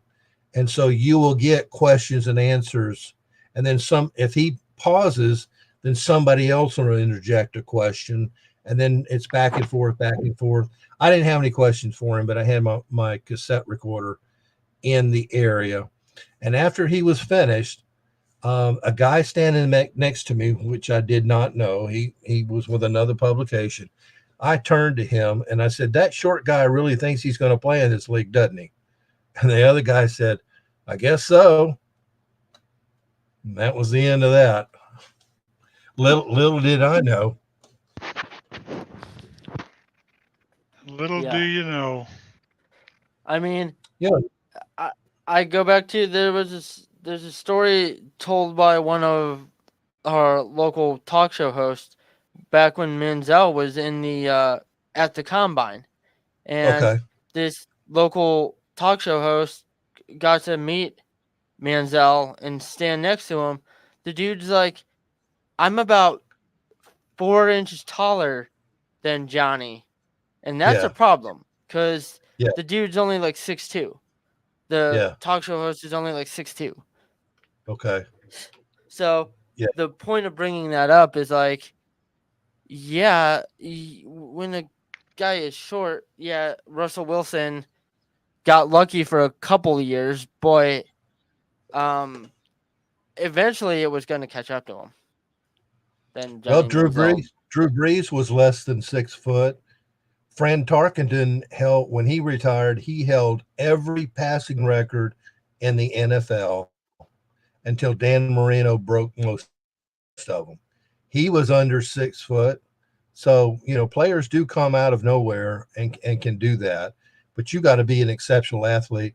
But in all fairness, Fran Tarkenton in the 70s, in 1952, there was one 300-pound guy in the NFL. In 1972, there were 27. Last year, there was 538. So things change. And if you're 300 pounds, you're not 5'11", 300 pounds. You're 6'2", 6'3". Look at when you talk about Chris Canny. What's he, 6'7"? Mm-hmm. So, and I've seen a lot of games with Drew Brees, and he's on his tiptoes, trying to get those extra 2 inches. Yeah, I mean, it's just they could be, it's possible, but it's automatically pitted against them because these linemen are 6'7", Yeah. and you know, and once defenses adjust to guys and are able to be like, well, if we keep him in the pocket, he needs to be able to see over his offensive line. Well, that's going to be hard for And the defensive line. Yes, that is true. So you got two levels there. Yeah. Well, look at yeah, you were talking about that. Look at Ethan Posick with the Browns. He's 6'6". He plays center. Mm-hmm. So here on the Browns, it's not like your center is 5'11", 290. You got a 6'6" center. Yeah, I was before Nick Harris went wherever he did. I was a little concerned with him, the fact that he was only as a center. You need to be a little bigger. He was, as far as I know, only like 6'1", and I'm like, you need a bigger center. Maybe I'm wrong, but what do you think there? Yeah, Nick Harris was 293 pounds. Yeah, I think if you're going to play on the interior, you need girth. Mm-hmm. You could be like Nick Harris is only 6'1". You can be 6'1" and play center or play defensive tackle, but you've got to weigh 320. As a center, you don't have to weigh 320, but you're going to play against guys that are 320. So you've got to have upper body girth, and you've got to have big, strong legs. You better be in that weight room doing those leg squats and those leg lifts constantly to build up those thighs and build up those calves. So, do you think the offensive line is going to take a hit losing the offensive line, losing Callahan, or do you think this new guy, Dickerson, will be able to kind of pick up where Callahan left off and still be able to develop guys? well, Callahan is definitely the best offensive line coach in the NFL. He was a former quarterback, but he is definitely knows the NFL. I did an interview with Drew Forbes, the backup guard for the Mhm. for the for the Browns, and I asked him that. I said, I said, it's what do you think about Callahan? And he told me that, and I didn't know this. So let's say that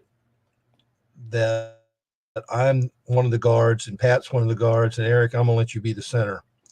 And we're playing a team. We're playing the Steelers this week. What Forbes told me is that Callahan comes up for a game plan for the guy that's ahead of you. So he comes up with one for Jack Conklin, one for Jed Wills, for the guys that they're going up against on defensive end. And as Pat, you're on the left, and Eric, you're in the middle, they would come up with a game plan just for that defensive tackle that you are facing in this game. And I didn't know that happened. I didn't know that happened at all. So that's one thing that Callahan does. But then I did ask Drew, I said, is Coach Callahan the best offensive line coach in the NFL? And he said, all the offensive line coaches that I've had, he said, he is the best I have ever talked to and been coached by. He said, he gives you great tools situationally. And what he was referring to was that he developed game plans. So he would have 5 game plans every week, and maybe 6 for a tight end, so that we got 2 defensive ends and 2 defensive tackles that we're facing. That is, game plan, how do you attack, Aaron Donald. And as a center and right guard, me and you have to handle him. Okay, how do we do that? What are we going to do together to take care or neutralize Aaron Donald? And that's what Coach Callahan does. And I didn't know that none of that happened. Did either of y'all? No, that's really cool to know. Mm-hmm. I could see where that would come in into play, though. I didn't know they got that specific with it. I do know that usually the first time when you get the ball, or the first plays of the game, that's all scripted. First 15. But I didn't know it went that deep. Yeah. And so we talked a little bit about that. Well, you take like the Browns, when Myles Garrett, let's say that he's out and he's hurt. If you put Alex Wright in his place, or are you going to have the same game plan for Alex Wright that you did with Myles Garrett? No way. No. So if you know that you're facing Myles Garrett, you got to know what his strengths and weaknesses are, or what can you do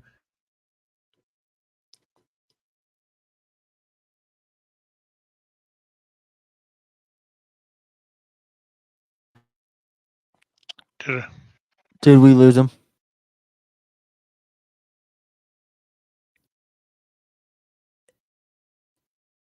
If you could hear us, Barry, we lost your audio. Oh. The defensive player. The defensive player can't get around DeJuan Jones. And Jones is just pushing him until he's so deep into the pocket, he's got no chance to be in the play. Now, all offensive linemen are not like that, but you got to have A, strength, and B, girth, which DeJuan Jones has both. And he doesn't allow the man to ever. Now, even if he does a swim move, even if he does a twist, all DeJuan does is just stand there. He doesn't. He's not pushing the guy. He's using his hands to fend the guy off, and he gets his hands on the defender and drives him deep, and they're out of the play. That's why he's rated so high. Going back going back to what we were talking about with the scripting and the play games. There was a couple last year when they actually put DTR in there that Watson came out hurt, whatever. They Okay. threw DTR in there, and they didn't change the game plan. You could tell that they were playing the same, and they were playing him like Watson, like he was Watson, and that Yeah. didn't work out too well. If do they do that with the backup players too? Yeah. Well, that's not so they didn't put him in like it was a Wildcat, like they do Nick Chubb sometimes. They actually, when Watson got hurt and they pulled him out, there was no game plan switch, and they ended up getting beat in those games. And that one kid looked like every time he went to throw the football, he'd throw it to the opposing team. Are you talking I don't remember PJ Walker? Yeah, Walker. He didn't really look that. He didn't look too good to me. You're referring to when he threw the ball off the guy's helmet against Seattle. Yep, that was one of them. Which we had that game. Yeah. We were supposed to. No, we had that game. That interception just gave them new life. Well, how many times has that happened just in the last year? 2 picks or two pick sixes, poof, gone. Yeah. There goes all your hopes. Yeah. I mean, being a Browns fan, sadly we should be used to that, but at the same time, yeah, you never can get used to something like that. I'm never going to get used to it. I won't allow myself to. No, I'm a Browns fan. Those were exactly why you should get used to it. Yeah, those were. Go ahead. Those were back-to-back possessions. You know where the term pick six came from? You told us, but since we're on a different platform. Yeah, it came from John Madden. John Madden would come up with all kind of things, and he was he bet on horse races, and pick six is a horse racing ticket. You go to the window and ask for a pick six, and it will pick. It will pick, so that's, and he would come up with all kind of different sayings like boink, and he came up with pick six, and he just said it in a broadcast one time. So he doinked it off the pole when he kicked the field goal. Yeah. Doink. Yeah. So are y'all going to watch the UFL when it starts up? I will, for sure. And also the Arena League when that starts up in a couple weeks. April 24th. Mm-hmm. They're actually going to... UFL starts March 30th, and the Arena League starts April the 24th. Good. They're actually going to bring flag football into the stadium down here in Canton. Is that this year?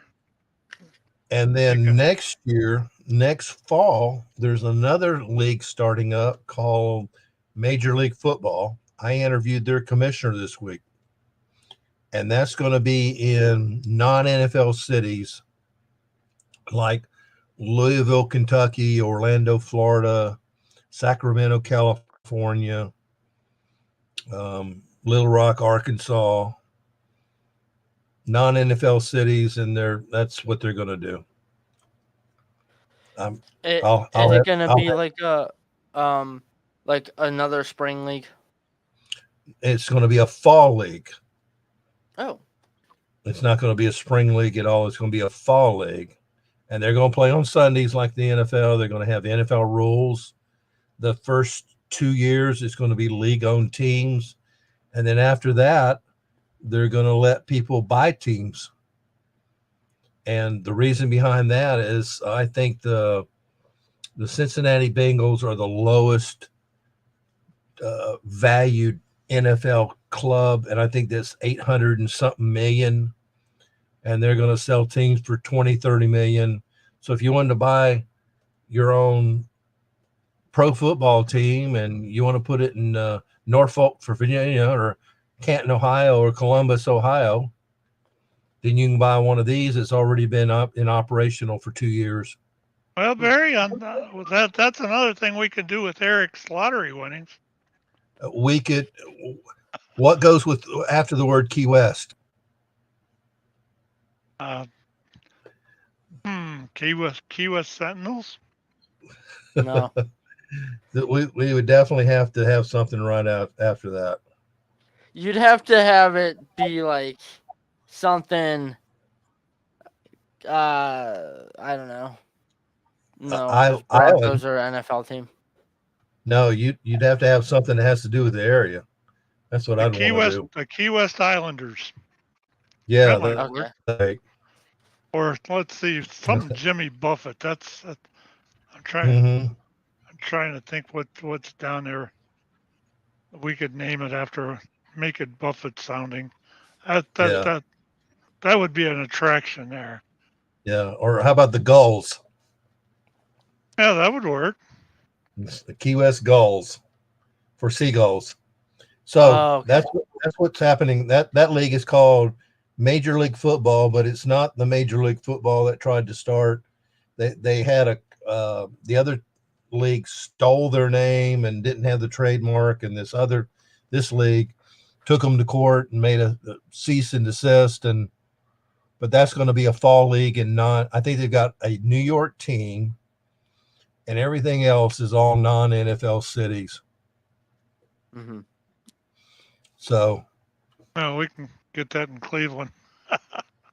We're not. But in a way, if it's a fall league, that's going to run against the NFL, though, isn't it? But they're non-NFL cities. But if they're on TV, like ratings-wise, that's going to take a hit, right? That's up to the networks. The networks decide all that if they want to take on a contract like that. So I know ABC does not. Was it Fox and CBS? So you got NBC and ABC and ESPN available, and now there's all kind of things. Paramount Plus, Amazon. The new combination streaming service with ESPN, Fox, and Warner Brothers.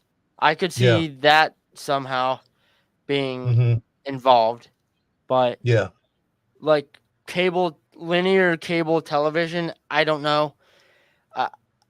Maybe one of the smaller networks like CBS Sports Network would do it, but I don't see like a mainline ESPN / ABC taking that. That's just too much money. Well, Fox didn't have the network until like later. ESPN didn't do NFL games until later. Even in 1960, when the NFL had CBS, the AFL, the American Football League, had ABC and was paying them like $5 million a year. And then in 1965, they got NBC to spend $36 million because they wanted to be back in the game. So sometimes things get switched around like that and they come about. So if it starts out on Paramount Plus and then ends up on NBC, then it does. But NBC and ABC and ESPN, none of those have a regular Sunday, except for all the Thursday night game and the Sunday night game and the Monday night games, but not the two slots for Sunday. So that'll be next year.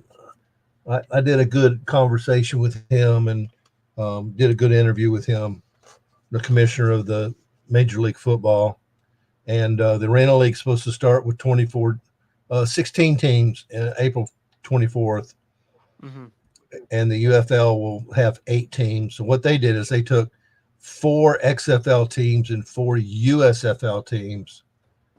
And that's what they did. And they took some rules from both, like the XFL kickoff where they were 5 yards apart and the kicker kicked by himself and the returner wasn't by himself.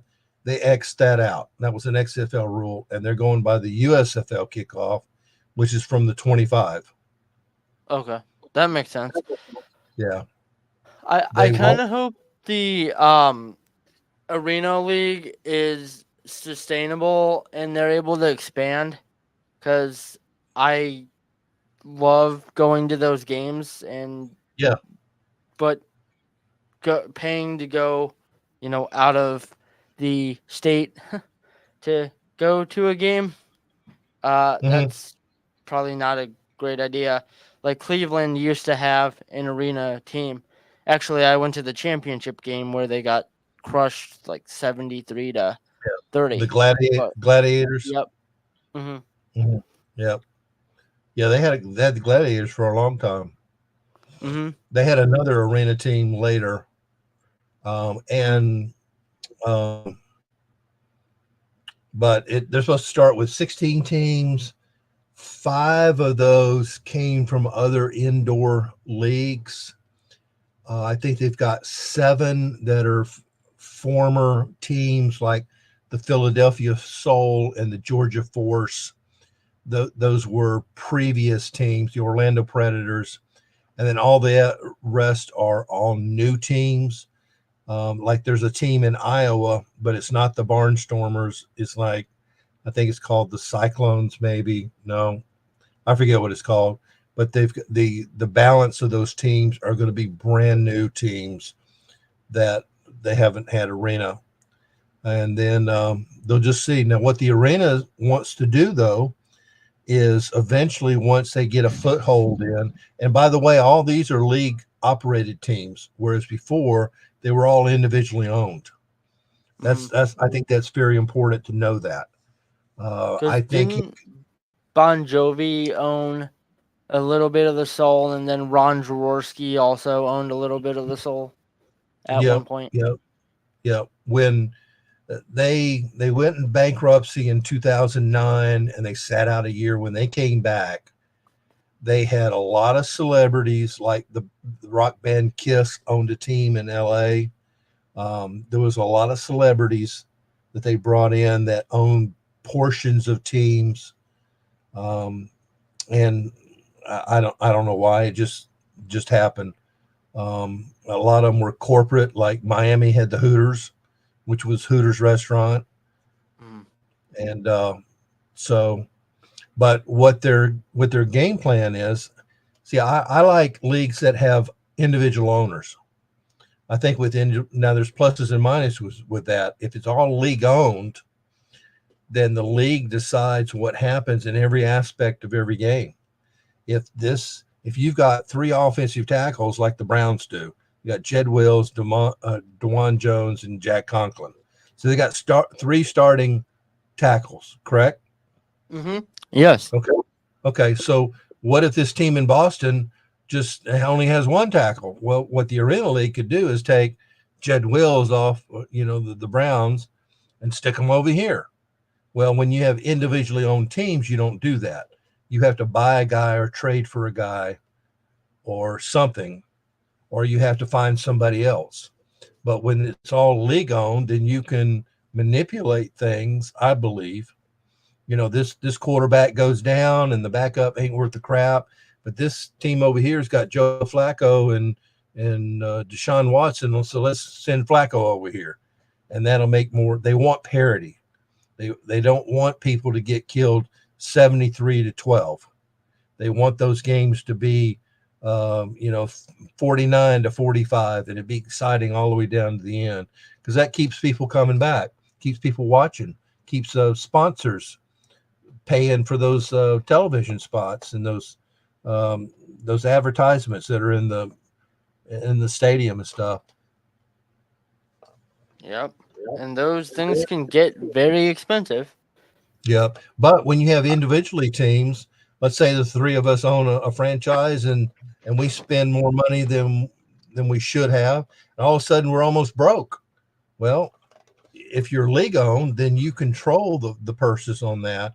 Whereas the three of us are financial idiots.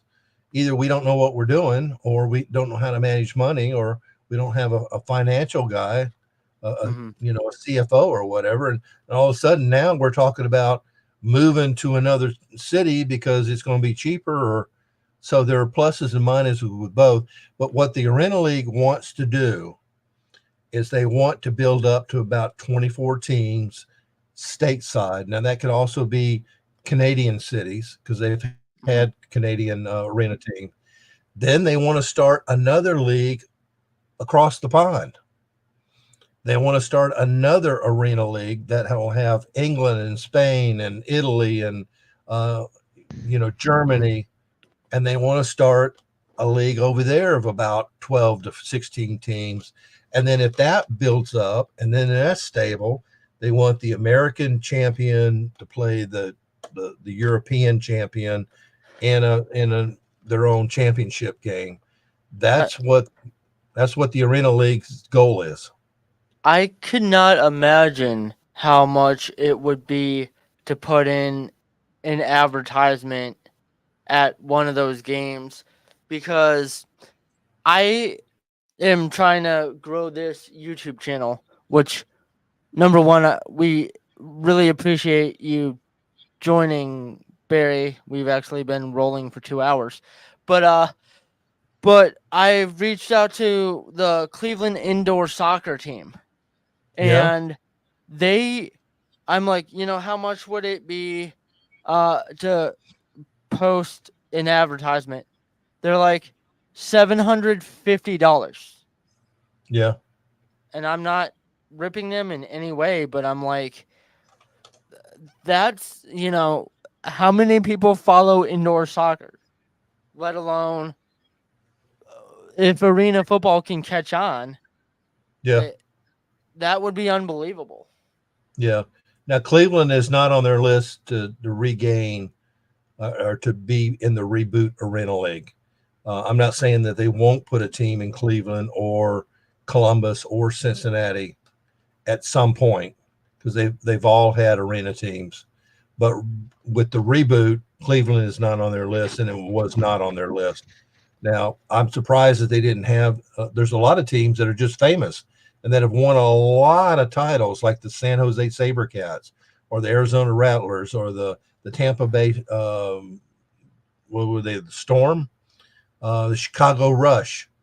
All of those won a bunch of titles and were famous for being in the Arena Bowl every year or so many years. None of those are arena teams. So I was surprised on that. I saw the Rattlers beat, like I said, or not like I said, but they were the team that beat the Gladiators 73-35 or something like that. Yeah, they were coached by Danny White, who played for the Cowboys. I didn't know he played in the NFL, but I knew that he was their coach. But he was the quarterback after Roger Staubach left or retired. Mm-hmm. Danny White was their backup quarterback, and he was their punter the entire time he was there. Wow. So back in the day, few teams had actual specialists that took over a roster spot. That's amazing. That's why Lou the Toe Groza became famous. The coach that I would have always, out of everything that the Browns have had, old and new, the coach that I would have loved to have interviewed was Blanton Collier. Yeah. That guy, you had to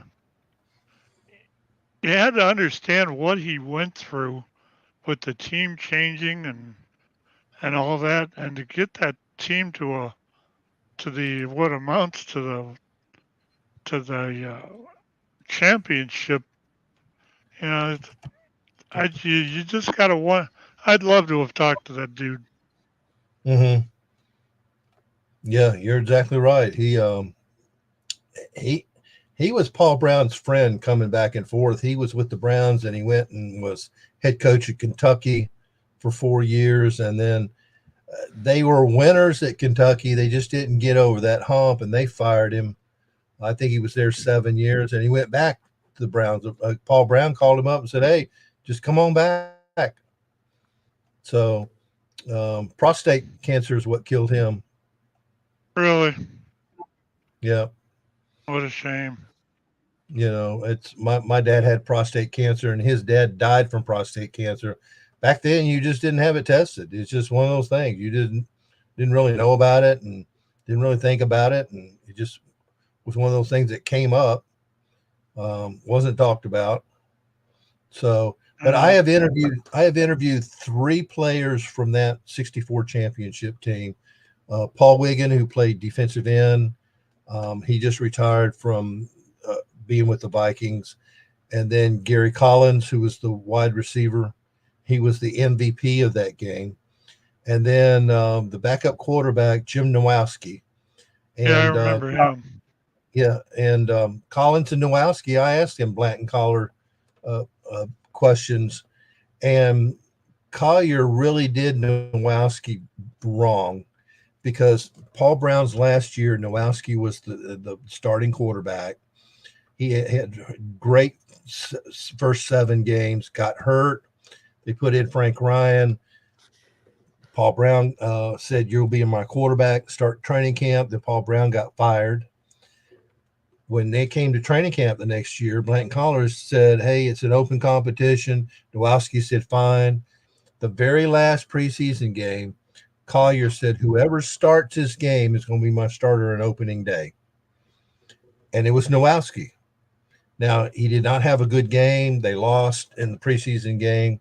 So Nowowski went into the next week thinking that he was the starting quarterback for 1963.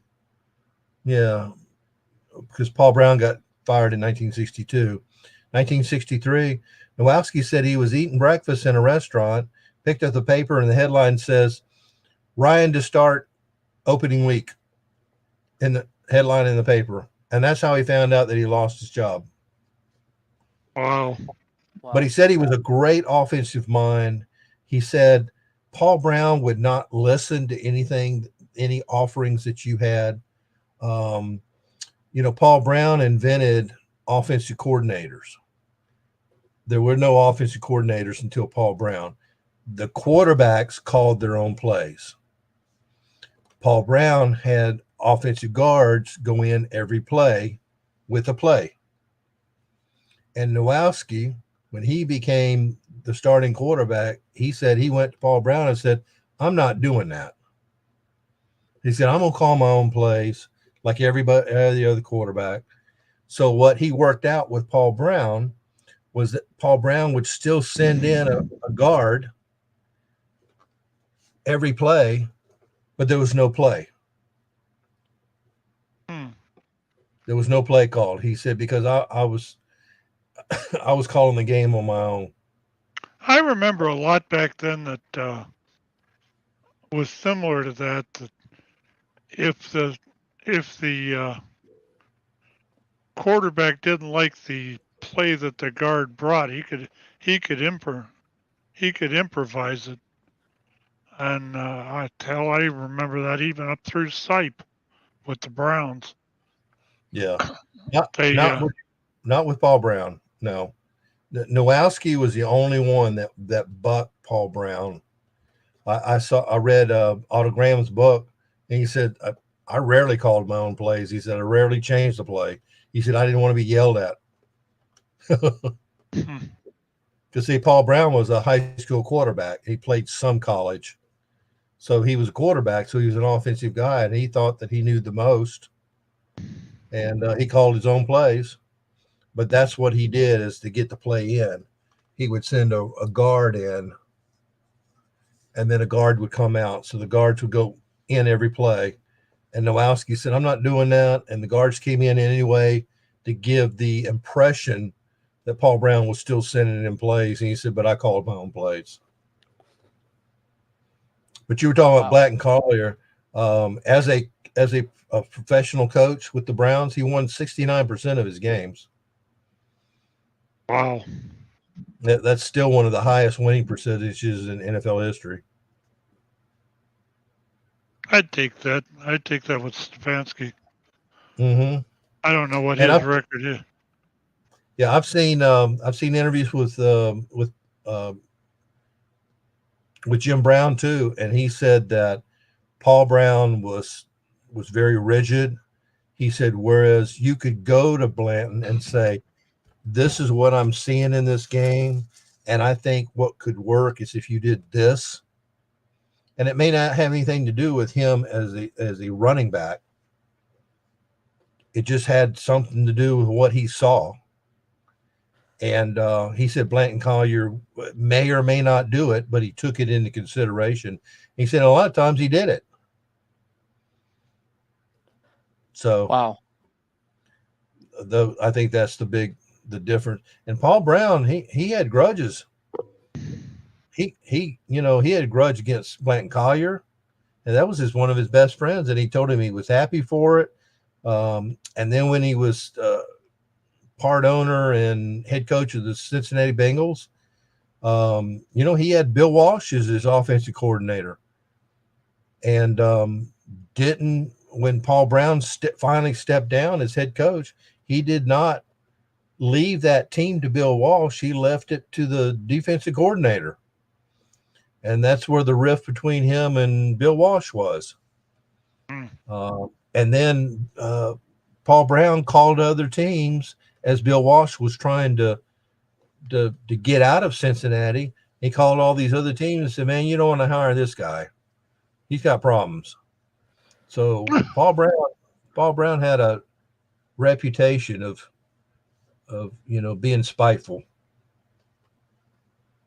There was a lot of that back then. Yeah, even some of the best minds in the league had that. Your the guy from Green Bay, I can't think of his name. Lombardi. Lombardi. Yeah, he was no angel. Yeah. Vince Lombardi wanted one thing in his life, and that was to be head coach of Army. And he never got that opportunity. He was offensive coordinator of the Giants, and defensive coordinator was Tom Landry. And the Giants didn't hire either one of them. Wow. Tom Landry, God. 1958, they were offensive and defensive coordinator. 1959, the Eagles offered Vince Lombardi a job, and Wellington Mara, the owner of the Giants, said, "No, don't take that job," because back then the Steelers and the Eagles were always the worst team. Always. They were always a mess. He said, "No, just hang on."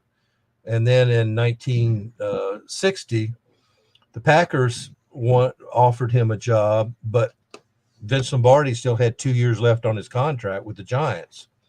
Well, Tom Landry was offered the head coach of the Houston Oilers, brand new team, but took the Dallas Rangers instead. The Rangers eventually became the Cowboys. Cowboys, yeah. Yeah, but they were when he was hired by him, he was the Dallas Rangers. But when Vince Lombardi went to the Packers, the first year they were in the playoffs, and they had the Giants had asked their head coach Jim Lee Howe, "How long are you going to stay here?" And he said, "I don't know." Well, after 1 year, Jim Lee Howe said, "I'm retiring." So the Giants called the GM of the Packers and said, "Okay, we're ready to get Vinny back." And they said, "Nope." Tough So, luck. 1961, Vince Lombardi should have been the head coach of the New York Giants. Oh wow. Yeah, I'm gonna tell you, Barry. I'm pretty impressed with your knowledge of the old football like that. Well, thank you. That was what I was raised in. Yeah. I started following football in about '64, Okay. and coming up, I've seen some of the best and some of the worst coaches. Yeah. I watched Forrest Gregg turn things around. Yeah. The first 2 years he was with Cleveland, 2 Mm-hmm. years, he Yeah. thought that team was terrible. But Yeah. he started getting decent drafts, and they ended up being a pretty decent team. Yeah. Well, decent You just, draft is what it's all about. Look at Chuck Noll. He was hired in oh, 1969. Reverend Knoll, Yeah. Reverend Knoll, yes, I remember that guy. He started drafting. He drafted Terry Bradshaw. He drafted Mean Joe Green and L.C. Greenwood and um, John Stallworth. Those were all his picks. So it's like I said, the Steelers were always the worst team. Always. You know why they have the sticker only on one side of their helmet? Uh, Why? You know, they got the sticker on the right side of the helmet and the other side's vacant, right? Hmm. So them and the Browns are the only two teams that have no decal on at least one side of their helmet. So from 1933 to 1962, the Steelers were one of the worst teams. When 1962, they wore yellow helmets with a single black stripe. There were two teams that had logos on their helmet, the Rams and the Colts. And Art Rooney, the owner of the Steelers, went to his equipment guy and said, "Hey, let's see what that looks like." So they put a sticker on the right side of the helmet. Let's just see what it looks like. Let's don't do this anything permanent. We may want to change it. Well, back then they played 6 preseason games and they went 5-1. Then in the season they went 9-5. Well, back then the winner of one division played the winner of the other division for the NFL championship game. That was the only playoffs. They were one game out of first place, and it took the last week to determine who was going to be the division winner. And Art Rooney said that decal is lucky. and they've Wow. had it ever since. Yep. And the next year they changed their helmet color to black. Oh wow. I don't want to like cut in because this is great conversation, but I want to make sure we're not taking up too much of your time, Barry. Because All right. it's past 10 Eastern, so Yeah, I don't know. I enjoyed my time with you. Can I give you an idiom before I go? Oh yeah, we have as much as you time as you want. I'm just saying I don't want to take up too much of your time. If you're willing to stay, Yeah. you're welcome Let me to. give you an idiom, and then we'll see you the next time I'm on. Sounds good. I am gonna give you where tailgating came from. Okay. So we were talking about the Green Bay Packers. That is where tailgating originated, was with the Green Bay Packers. So everybody has gone to a game and experienced the fan essence of tailgating. I mean, this allows fans of competing squads. You can be in a parking lot and somebody from the other team will come by and you can be cordial to each other and offer them food or offer them a beer or you know, a Coke or something, and have a good time while sharing different types of cooking. I've been to tailgates where somebody would offer me food or offer me something, and you try it and you taste it. Well, this origin dates back to 1919. That's when the Green Bay Packers first started. The next year Wow. was the NFL started. The Packers were not part of the first year of the NFL. They joined the NFL in 1921 when they were 2 years old. Well, the Packers began as a company team. So did the Chicago Bears, which were the Decatur Staleys. They began, and it'd be like if all of us worked at a plant and we had a softball team and we all played for it. That's how the Packers and the Bears started. They wanted to get advertising out beyond a regional situation where they could be in the New York paper and the Atlanta paper and the Pittsburgh paper, that here was a team and this was the sponsor of it. That's how both of those teams started. And so both of the people that started, Fuzzy Thurston and George Hallis, they had all played college football and they put these teams together and then recruited people. So the Packers began in 1919 as a company team They were owned by the Indian Packing Company, but they were out of Delaware, and they made a product called Council Meats, and it was meat products that were in a can. That's what the packing company did in Green Bay. Well, Indian Packing Company provided them a field and uniforms and paid for referees. So the field was free. Well, the field was just striped out and there were no stands. There was nowhere for anybody to sit. All they did is just kind of roped it off. Well, by the second year, the city just kind of enamored with the team. They would show up and they would be 10, 15, 20 people deep standing on the sidelines and at the back of the end zone. Well, if you're number 15, you can't see. Am I right? Yeah. Yep. So what people started doing is, if it was a 2:00 start game, is they started bringing their trucks or their wagons early before church, which started at noon. They would back the vehicle or the wagon in, and then when they would watch a game, they would stand on the tailgate or in the back of the wagon or in the back of the truck, so that it would be a second elevated level so that they could see the field. Well, what they started doing was showing up early, parking it, then go to church. Then when they would get out of church, they would already have cooked meals and food that were in their vehicle. So when they got out, they had lunch already. And while the game was going, or before the game, they would start eating and, socializing. And that's where tailgating started. I never realized it was that old. Yep. Wow. So Wow. its main function, tailgating's main function was to be able to be elevated and see the game. The food and the drinking and the socializing was just a byproduct. Wow.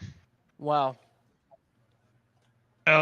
Before Eric wraps this up, Barry, I really enjoyed the evening with you. It was same here. quite interesting and quite educational. Yeah, and, y'all hopefully